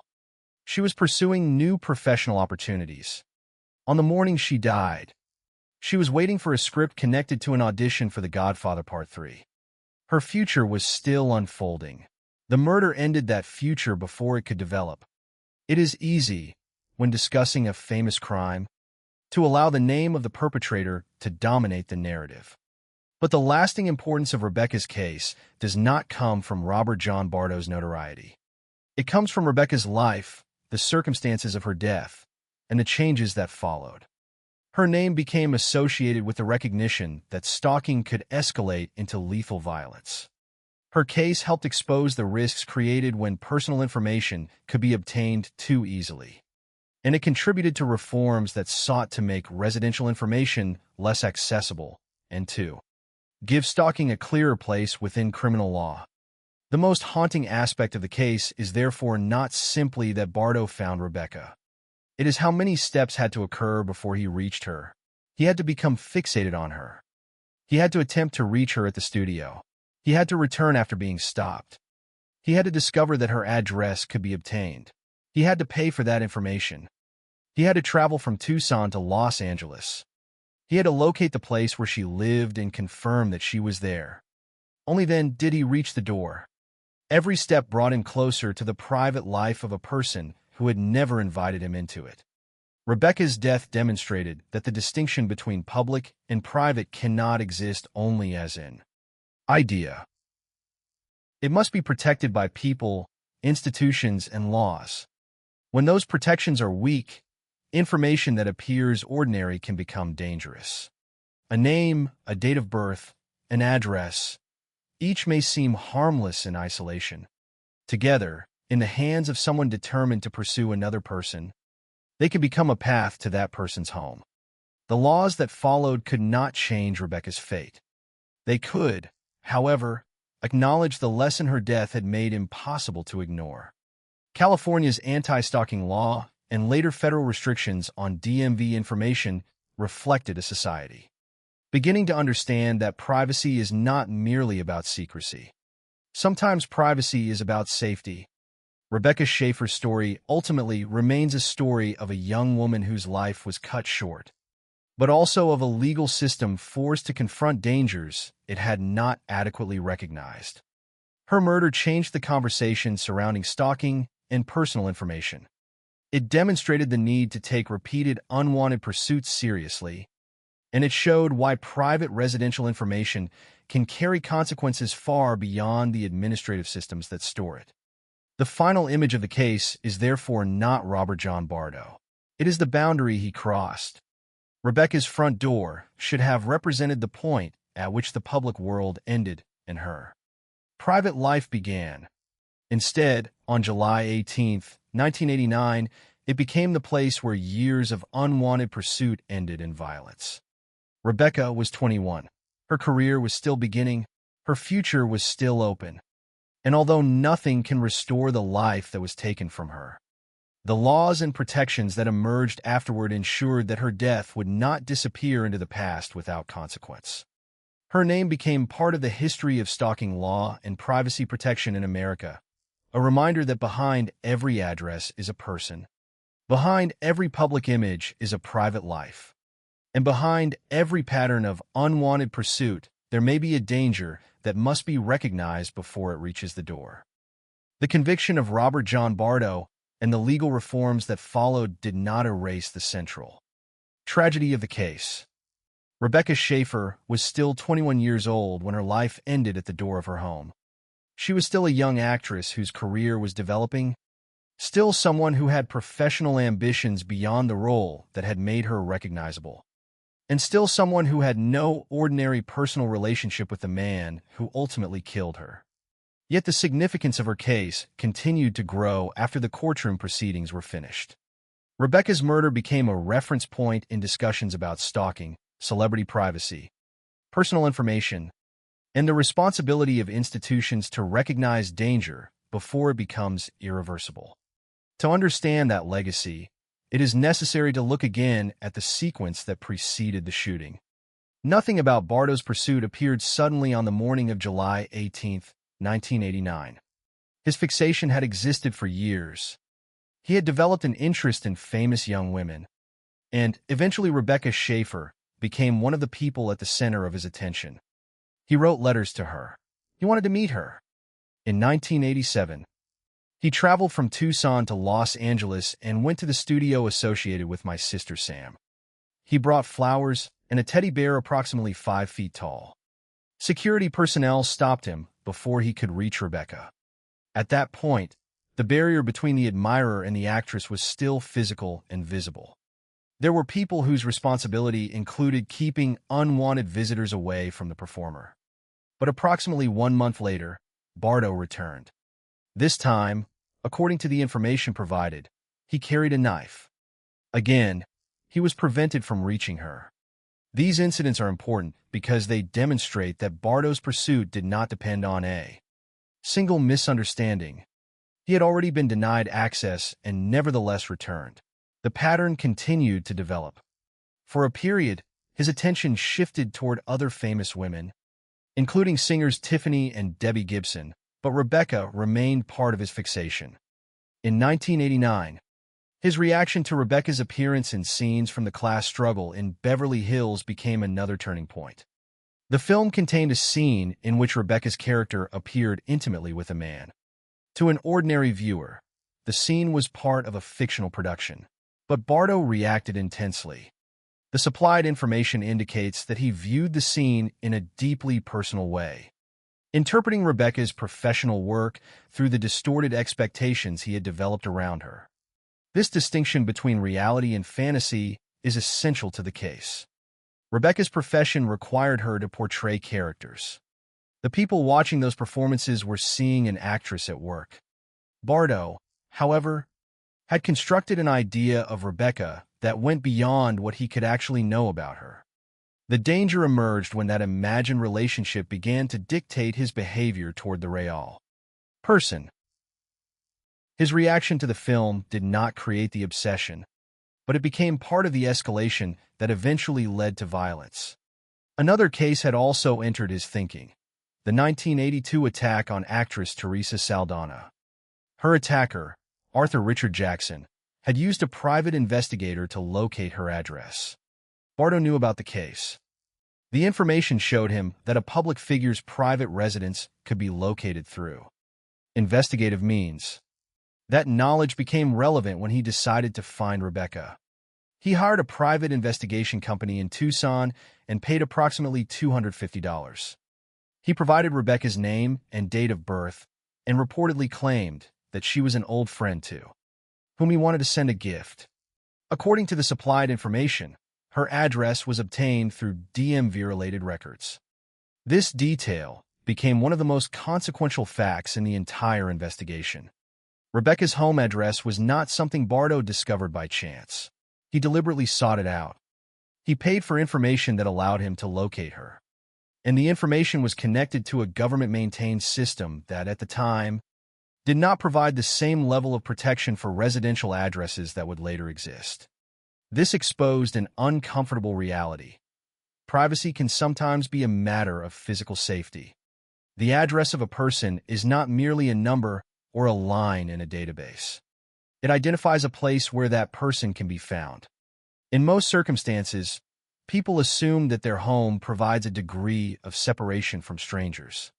Rebecca's case demonstrated what could happen when that separation could be breached through accessible records.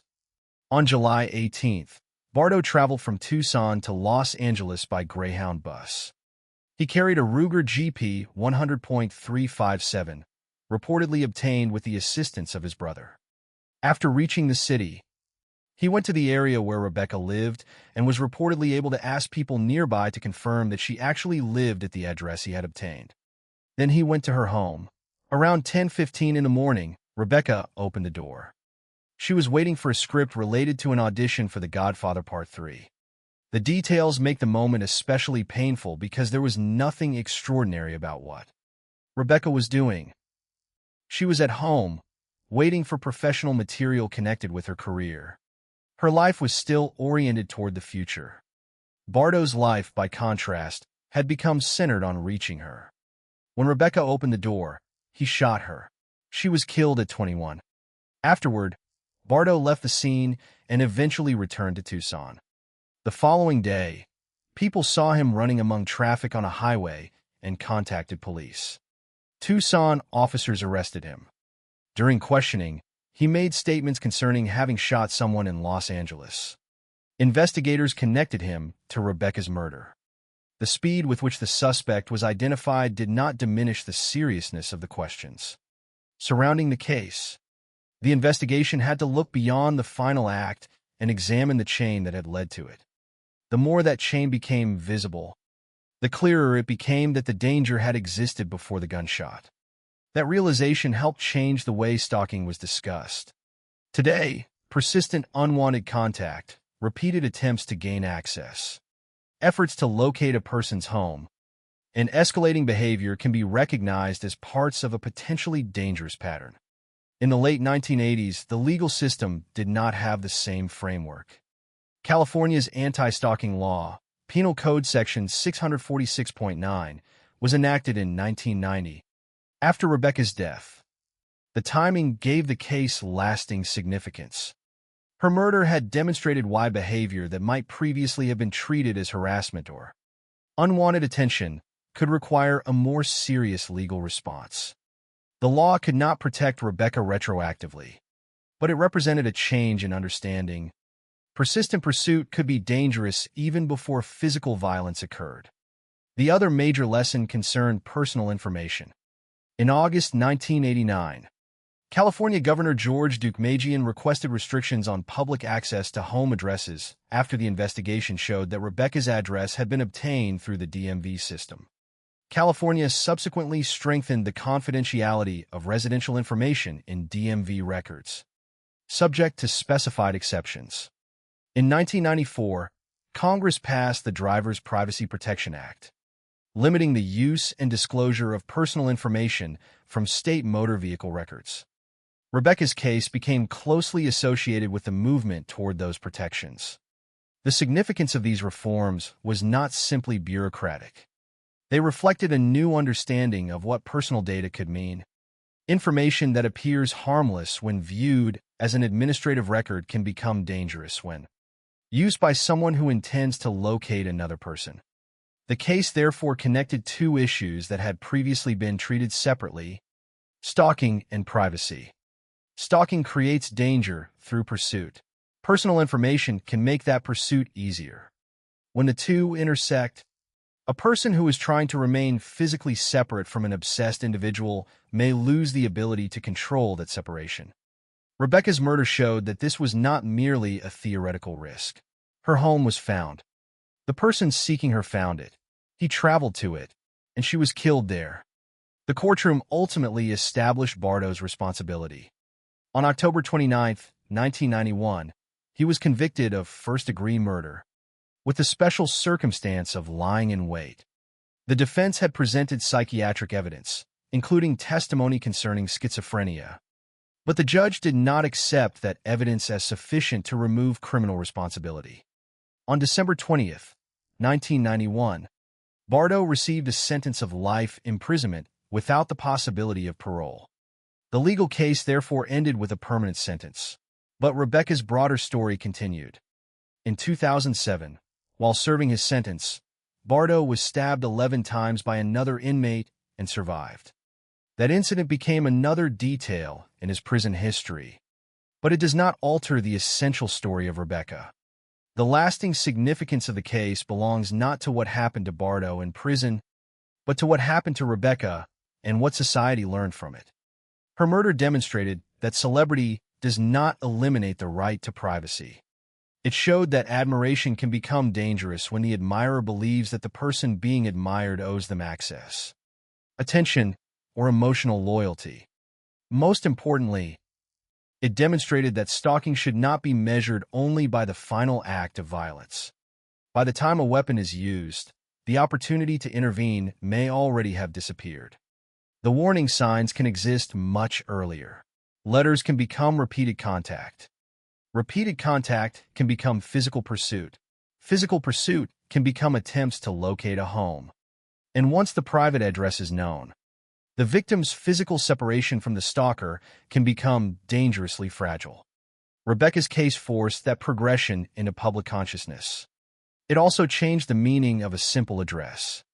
Before the murder, a residential address could be treated primarily as information. Afterward, the public understood more clearly that an address could provide access to a vulnerable person. That lesson remains one of the most important elements of Rebecca Schaeffer's legacy. Her story is therefore not only about the final morning of July 18, 1989. It is about everything that came before it: the fascination, the letters, the attempted meetings, the ignored boundaries, the discovery of private information, and the journey that brought an obsessed individual to her door. And it is about everything that followed: a murder conviction, a life without parole sentence, an anti-stalking law, stronger protections for DMV information, and a broader recognition that privacy can be inseparable from personal safety. Rebecca did not choose to become a symbol of these issues. She was simply a 21-year-old actress trying to build a career. Her death forced the country to confront questions that had previously received far less attention. How should society respond when admiration becomes obsession? When does repeated, unwanted attention become a genuine threat? Who should be allowed to obtain information that reveals where a person lives? And how early should institutions intervene when a pattern of behavior begins to escalate? There are no answers that can change what happened to Rebecca, but the reforms that followed show that her death was not ignored. Her case became part of the history of American stalking law and privacy protection. The most enduring lesson is perhaps the simplest: a public person remains a private human being. Being recognized does not mean being accessible. Being admired does not mean being possessed. And information about where someone lives should never be treated as insignificant when that information can place a vulnerable person directly within reach of someone determined to find them. The story of Rebecca Schaeffer is often remembered through the circumstances of her death. Her name became connected to stalking, celebrity privacy, DMV records, and one of the most consequential changes in American law concerning the protection of personal information. But before Rebecca became a name in legal history, she was a young woman with a life and a career that were still unfolding. To understand the full significance of the case, it is important to return to that person rather than allowing the killer or the legal reforms to become the center of the story. Rebecca Lucille Schaeffer was born on November 6, 1967, in Eugene, Oregon. She began working as a model when she was young and later moved into acting. Her career developed through television, and she became widely recognized for playing Patty Russell in the CBS sitcom My Sister Sam, which aired from 1986 to 1988. By the time the series ended, Rebecca was still only 20 years old. She was already known to television audiences, but she was also attempting to move beyond the role that had brought her recognition. She was looking toward film and new professional opportunities. In 1989, at the age of 21, she appeared in scenes from the class struggle in Beverly Hills. She was also preparing for another opportunity connected with The Godfather Part 3. On the morning of July 18, 1989, she was waiting at home for a script related to that audition. Her attention was on her work and the possibility of what might come next. There is a painful simplicity in that detail. Rebecca's future was still being written. She had not reached the end of her career. She had not reached the point where her possibilities had narrowed. She was 21, and another opportunity was waiting. At the same time, a man who had spent years constructing an obsession around her had already found the information necessary to reach her. Robert John Bardo was born in 1970 and lived in Tucson, Arizona. His fixation on famous young women had existed before his interest in Rebecca. One of the earlier figures who attracted his attention was Samantha Smith, the young American known for her peace activism and correspondence with the leader of the Soviet Union. After Smith died in a plane crash in 1985, Bardo's attention shifted toward other famous women, eventually including Rebecca. His interest in Rebecca developed through letters and then became increasingly physical. In 1987, he traveled to Los Angeles to try to meet her at the studio where My Sister Sam was filmed. He brought flowers and a teddy bear approximately 5 feet tall. Security personnel prevented him from reaching her. That should have been a boundary. Instead, approximately a month later, he returned, carrying a knife. Again, he was stopped. These incidents are important because they reveal that the murder was not the product of a relationship that suddenly turned violent. There was no normal relationship between Rebecca and Bardo. There was an imagined connection created almost entirely by Bardo. Rebecca was an actress. Bardo was a viewer and admirer. The relationship existed in the distance between a public image and the person who consumed that image.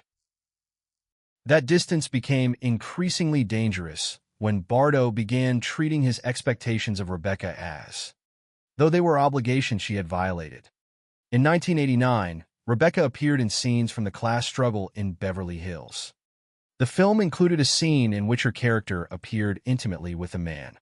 According to the information provided in this case, Bardo reacted intensely to that scene. The reaction demonstrated how far his perception had moved from reality. Rebecca's professional work was being interpreted through the private expectations of someone who did not actually know her. The distinction between actress and character, public image and private person, had broken down in his thinking. Another case also influenced Bardo, the 1982 attack on actress Teresa Saldana. Her attacker, Arthur Richard Jackson, had used a private investigator to find her address. Bardo knew about the case. He learned that a celebrity's home could potentially be located through information that was accessible outside the celebrity's own control. He eventually hired a private investigation company in Tucson and paid approximately $250 to locate Rebecca's address. He supplied her name and date of birth and reportedly claimed that she was an old friend to whom he wanted to send a gift. According to the information provided, the address was obtained through DMV-related records. That detail became one of the defining elements of the case. Bardo did not encounter Rebecca by accident. He found her.